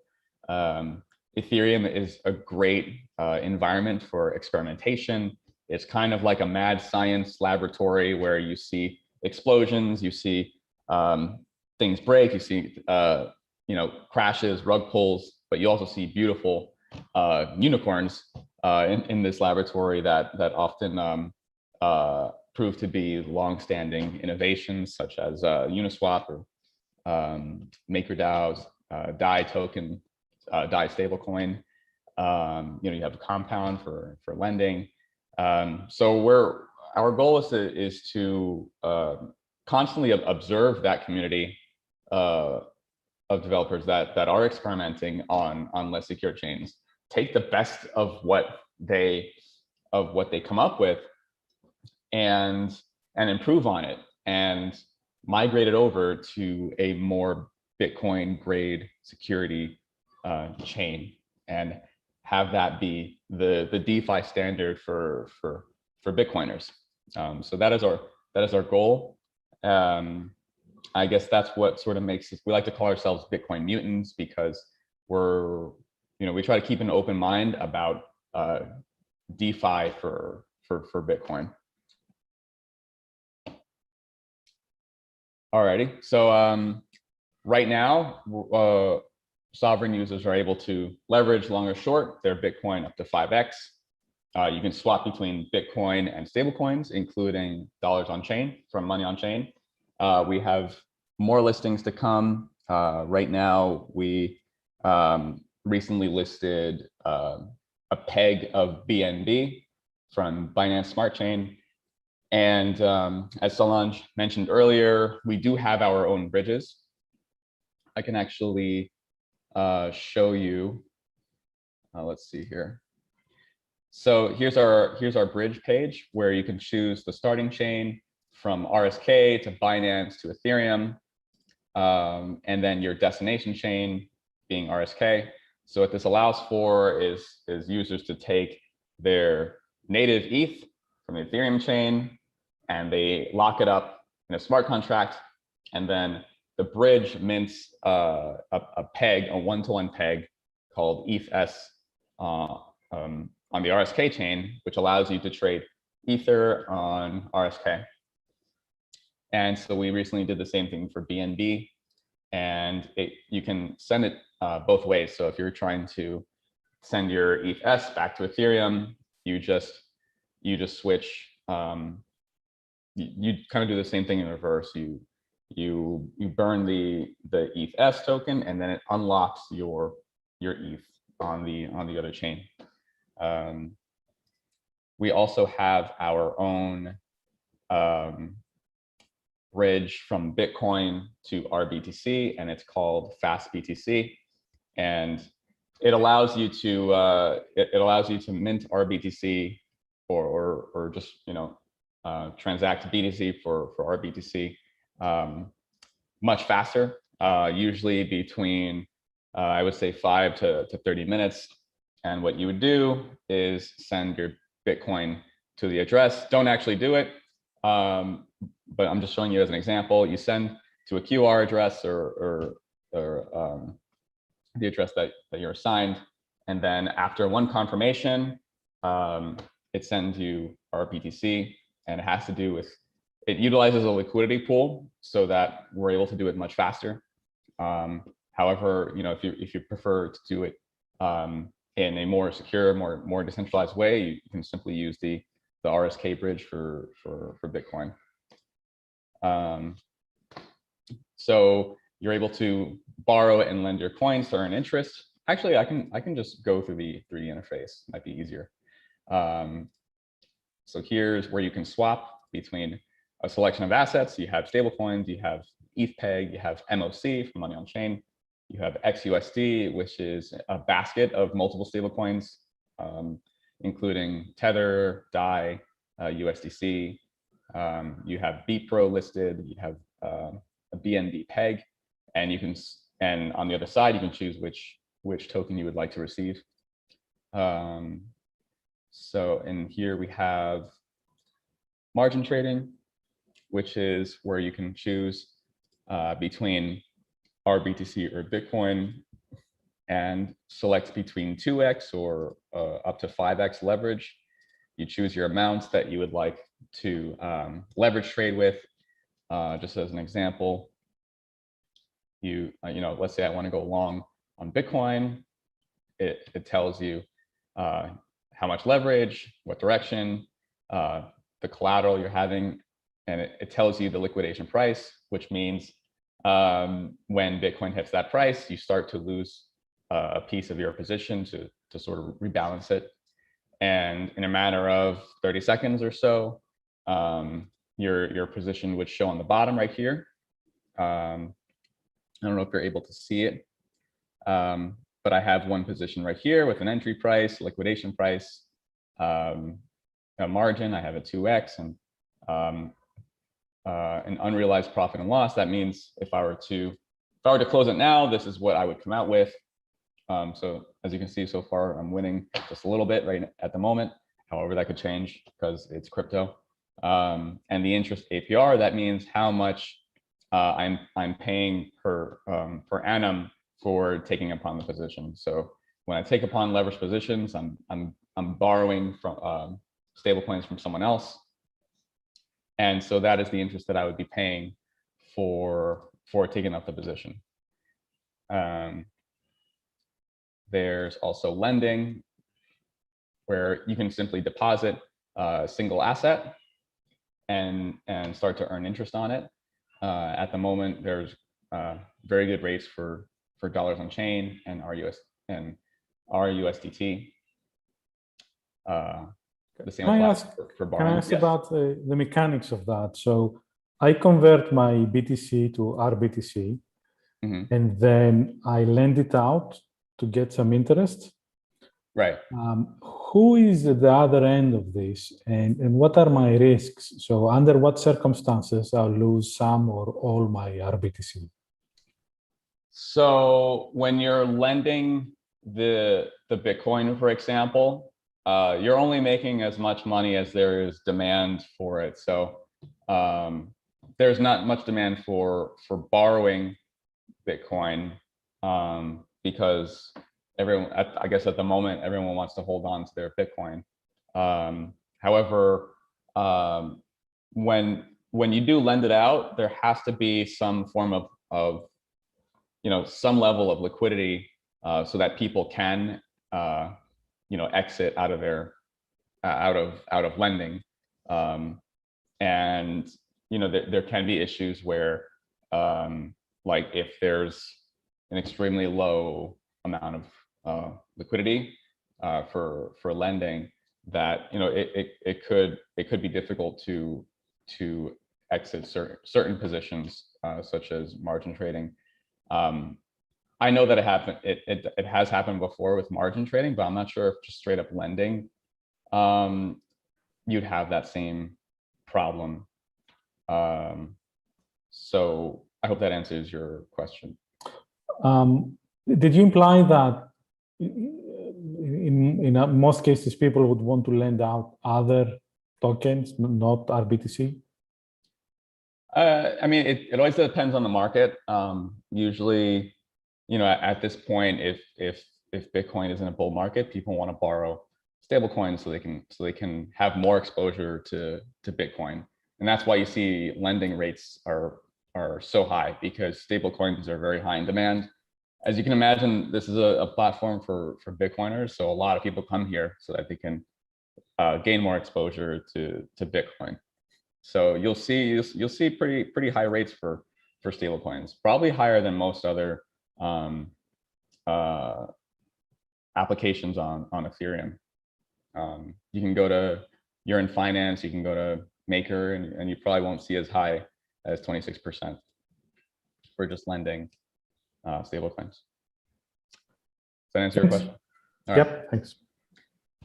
Alrighty, so in the future, though, we will be coming out with more functionalities that let you utilize Bitcoin. So hopefully there will be more profitability in lending out Bitcoin. So just stay tuned for that. So there's yield farming, and yield farming often has to do with providing liquidity in a 50-50 ratio in two assets. Typically, Bitcoin and a stable coin, or Bitcoin and Ether, as you'll see in Uniswap. I don't know if you guys are familiar with Uniswap, but the 50-50 liquidity pools are always going to rebalance to make sure that both sides are in the same dollar value. So Sovryn utilizes half of one asset, half the other, and those who want to earn money on their assets, for example, SOV, that's the Sovryn token, and RBTC, you provide half of both, and you put it in the pool, and they start earning fees every time someone swaps between SOV and RBTC. So you earn fees. And also there's liquidity mining rewards going on right now where the Sovryn protocol actually pays those liquidity providers in SOV tokens for providing that liquidity. So they call it yield farming because, you know, you basically plant your assets and then just sort of watch the assets grow. These liquidity mining campaigns are often temporary. So, you know, you gotta pick it up while it lasts. So let me get back to the presentation.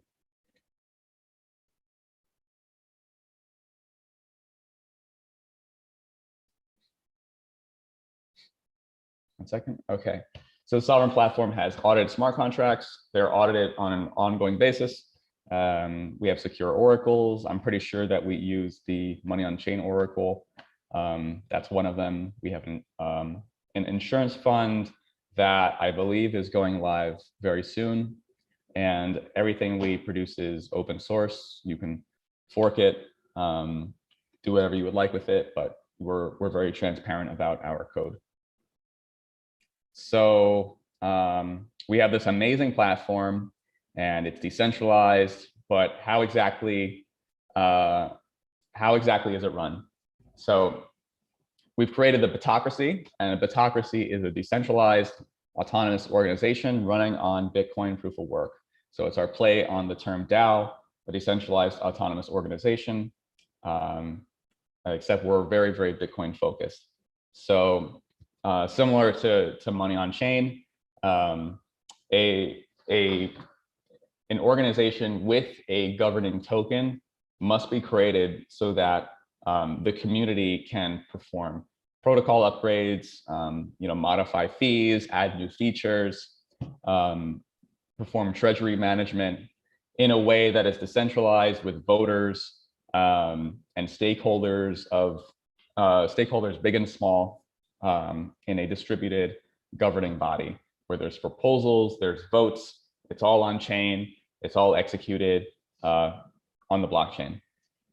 So the Bitocracy is composed of early contributors, funders, founders, speculators, users of the platform, anyone who possesses the SOV token and stakes it in governance now has governing power and can vote on proposals. The way that proposals usually start is on our forum.sovryn.app. I can actually head over there real quick for a second. Hold on. All right, so here's the forum where all the discussion happens. There's multiple sections from general to Bitocracy to, you know, people make threads about the app itself, talk about adoption or developers. And in the Bitocracy section, that's where the proposals usually go. First, they're posted in draft form. You can see actually, this is a draft proposal from Money on Chain about listing the MOC token. It gives some background on the project. There's, you know, the proposals, their actual ask from the Sovryn community, the motivation behind it, and you know, here's the discussion. Yep. Sorry to interrupt you. I just, there is Nico Bourbon. I just want to mention something which I love about this proposal. This proposal being done by a Bitcoiner who is actually he's someone who we know from Money on Chain team for a long time, who is Nico Bourbon. Actually, I think he has he's one of the first users of Sovryn also. So this is really Bitcoin, a decentralized way of things. It's been proposed by a user. He approached to us, he approached to Sovryn first, then to us. He said, well, I plan to do this. What do you think about? Okay, propose it. And he proposed it, was many, I don't know how many votes have there, but it's the community deciding the future of the protocol. I really love these kind of things. Sorry for the interruption. No worries. No, that's great. So as Manu said, this you know, the listing of the MOC token, it wasn't like Manu or, you know, the co-founders of Money on Chain approached Sovryn and behind closed doors we decided to just list it. It was an idea brought forth by a user of both platforms. And, you know, he figured out a deal and approached the community through the forum in this way and allowed for feedback and for people to comment on it before it went on chain for a vote. So Sovryn is very much an open community. You know, anyone can speak up and you know, all perspectives, all opinions are respected, because, you know, we just believe in decentralized governance, and, you know, we welcome people who want to make things happen, and we encourage those to just go out and do it, you know, go out and make it happen. Yeah, here, that's one example of a proposal. I'm having trouble loading the actual proposal here, so you'll just have to take my word for it. There's a transaction hash for the actual execution of the vote. And, you know, every so often you'll see a sovereign improvement proposal go up for vote. So where was I? All right, I'll just share a little bit briefly about the tokenomics of the SOV token. So as I said earlier, it was divided up between a founders fund, an adoption fund that's for marketing reasons, liquidity mining, ecosystem funds, programmatic sale. That was when we launched a platform for doing a completely on-chain token sale with multiple rounds. The first one, I believe, was done for early users of the Sovryn protocol. They each got like an allocation cap for the SOV token if they wanted to partake in the sale. And then another sale that was more for just signups. And then another one where this guy named Anthony Pompliano, he's a podcaster and Bitcoin influencer. He proposed a round with him and his syndicate of strategic funders. And he made a proposal to the forum, just like the one you saw, proposing a round, a price to purchase at, and the value add of his syndicate. It went on chain, and then we voted for it.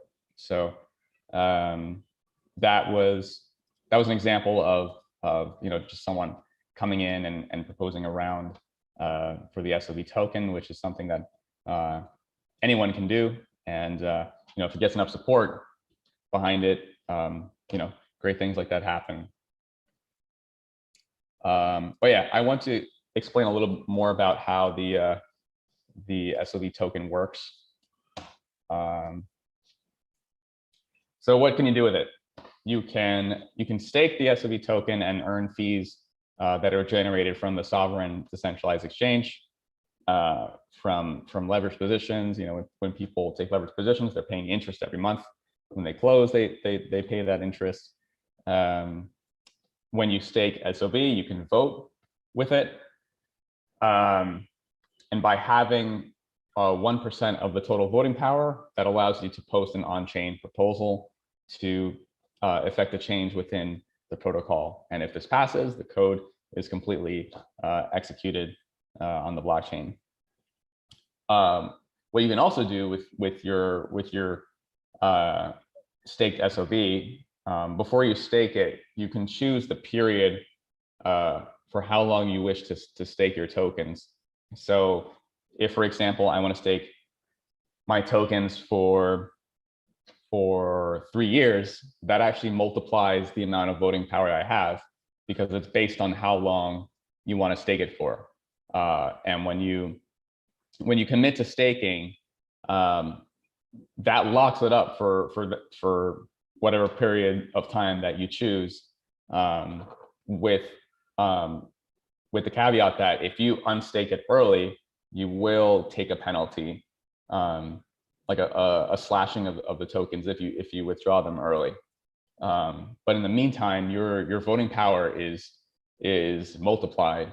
Like for example, someone who has their 1,000 tokens staked for 3 years will still have 5-6 times more voting power than someone with more tokens staked than they do.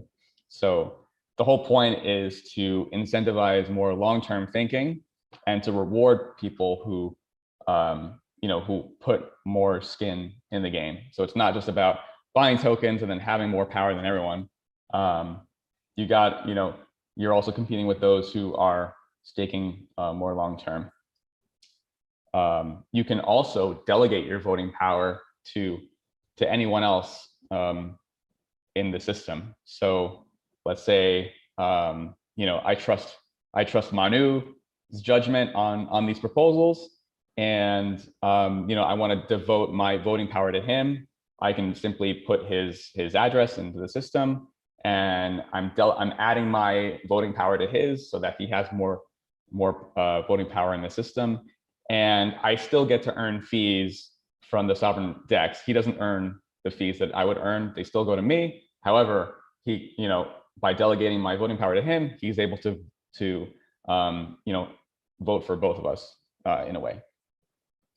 So that's something that's really unique and I think very powerful with the Sovryn token. In the way that encourages long-term thinking. I think someone unmuted. So I have a question, Ingemar. Sure. So I see in the vote box that you say that if you have 1% of the voting power, you can post an on-chain proposal. Mm-hmm. So what's the relation to that with the forum? Is the forum the first stage on discussing a proposal? Mm-hmm. Right. So exactly. So the forum is where the discussion takes place, and that's where we get sort of a soft consensus from the community to see if is this a good idea? Is this getting a lot of likes? Is this getting good feedback? And after that process, typically the person who wrote the proposal creates the on-chain proposal, or they get some support from the core Sovryn team in creating that proposal if it demands code in it. So we're looking to implement snapshot voting in the early to mid future, so that you can actually get a sense of how many SOV holders are like in favor of the proposals.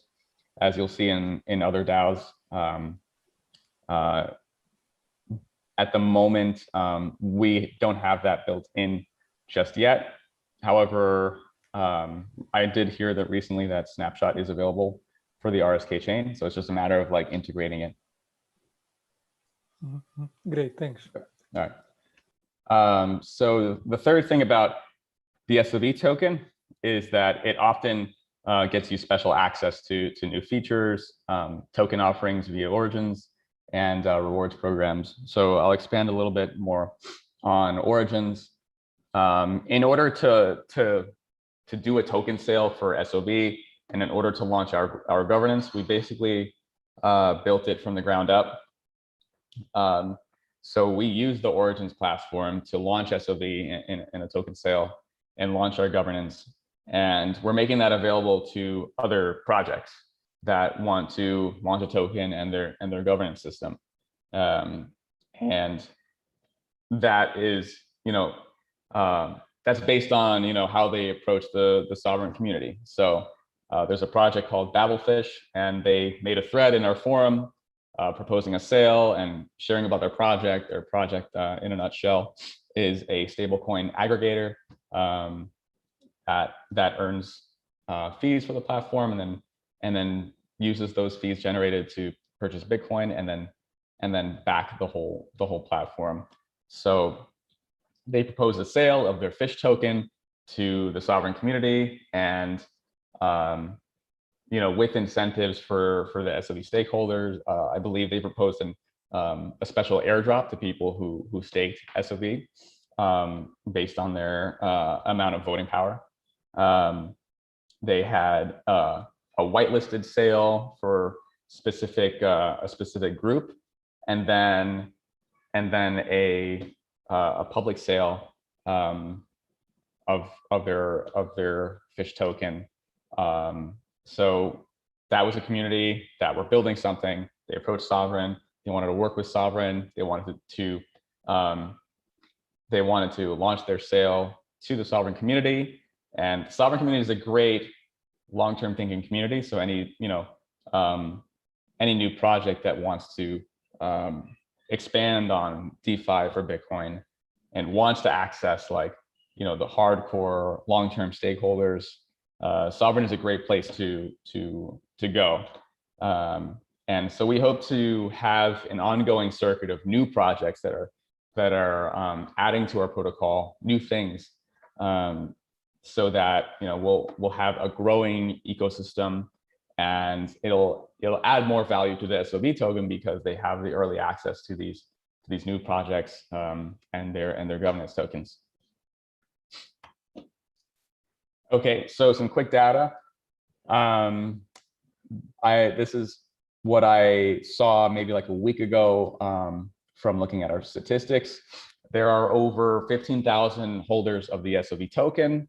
Half of them are staked in the actual Bitocracy. So, 1 out of every 2 SOV holders are actually utilizing it in governance, which is pretty awesome.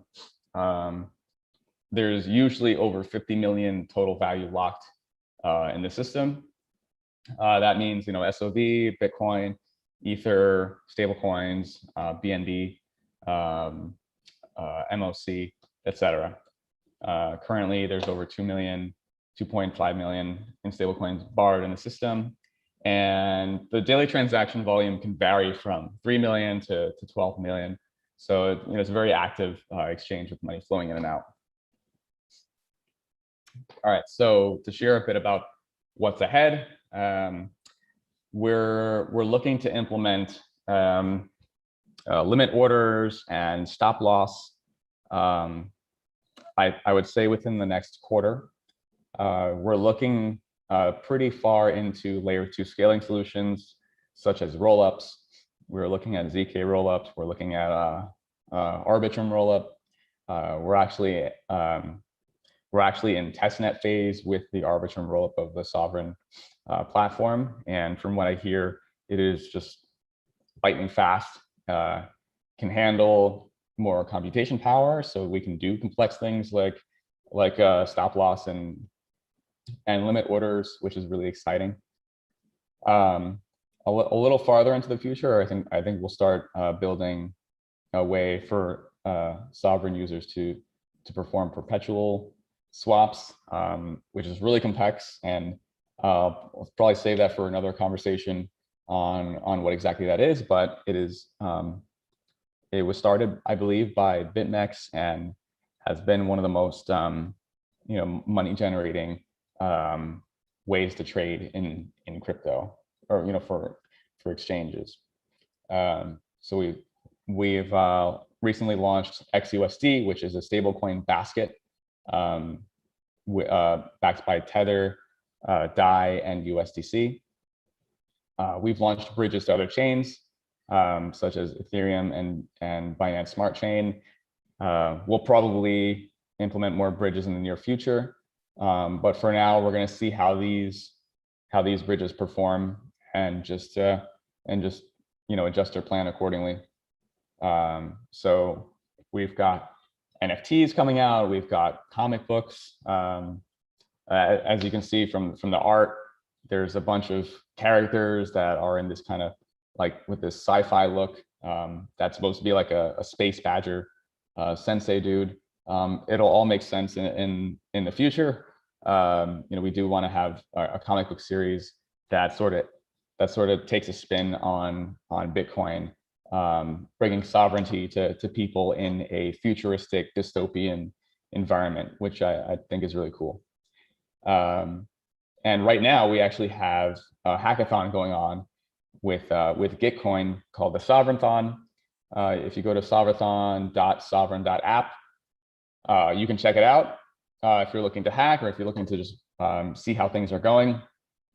I can actually pull that up. We've got a list of different types of bounty tracks that you can pursue. We are putting up 500,000 in bounty rewards for participants. And these bounty tracks, they range from governance research to building options trading, DeFi strategies and bots, Bitcoin-backed stablecoins, ENS integrations, Lightning Network integrations, wallet integrations, APIs, oracles, privacy and shielded transactions, Sphinx chat integrations. Sphinx chat is it's like a privacy app that's built on the Lightning Network, which is pretty cool. There's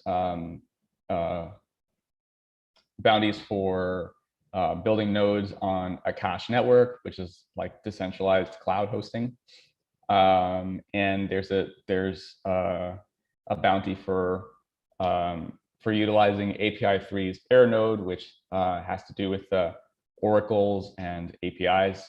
So we've got a lot going on here, and feel free to check out the hackathon if you're looking to participate or just see how things are building up. And the point of all this is to sort of jumpstart the ecosystem and get more developers involved and expand our team and collaborate with more talented and sovereign individuals. And if you want to find out more about Sovryn, follow us on Twitter. It's Sovryn BTC, SOVRYN BTC, or hit me up on Twitter or Telegram. My name is Ingalandia, INGALANDIA.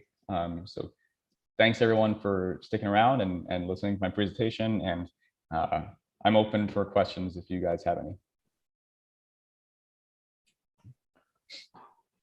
Great. Thanks a lot for the presentation. I have a question that's actually for all three of you. So as a Bitcoiner, I'm mistrustful of oracles because I feel they reduce the security of blockchains. And for small amounts, oracles are fine, I guess. But as in the future, they perhaps get to decide the outcome of billion-dollar smart contracts, then there are real incentives to attack the oracles or for the oracles to give the wrong answers. So how do you feel about that? Because oracles are essential in this whole ecosystem. What do you think? I can take this question regarding, at least for money on chain oracles. What we built is a very important incentive. In our case, for running an oracle, you need a MOC token. So you are putting a lot of money. You have to have at least 250,000 MOC tokens to run a node. There is a competition. So each node, if you want to run, the people who stake more can run, but it's open. So anybody can go to the market and get MOC and run the node. If you cheat at the end, the MOC will be worthless. So there is a huge incentive not to cheat. If you cheat in the price, money on chain, and the main price, we are informing, for example, BTC price and all the prices that we are informing RIF price, and now we are also informing ETH price for Sovryn. So the incentive for money on chain token holders not to cheat is huge. If we cheat, you lose all your money. So that's the way how we are solving this through incentives. It's the same that Bitcoin do with with miners and with everything in this world. I think is having the right incentive aligns. I don't know what other oracles, and I know that there is a problem. The main problem in other oracles, up to my knowledge, is more on centralization. Is the people who is able to run the nodes at the end are designed by someone. In our case, actually right now is you have to hold a token and you have to stake it, and you are risking money at the end.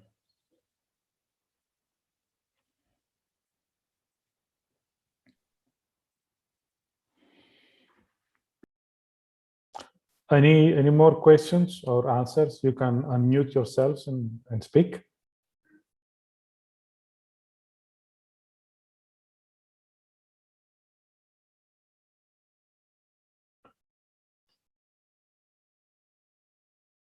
All right.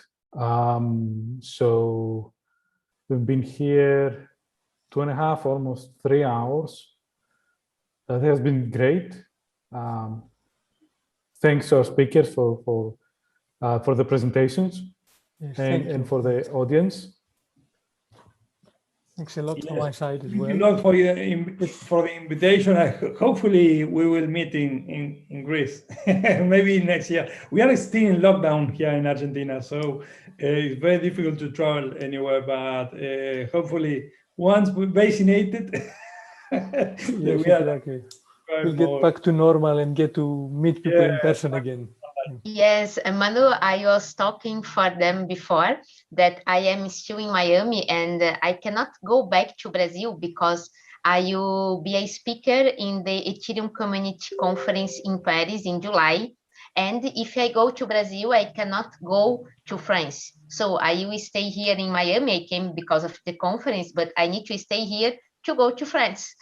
It's 1984 world.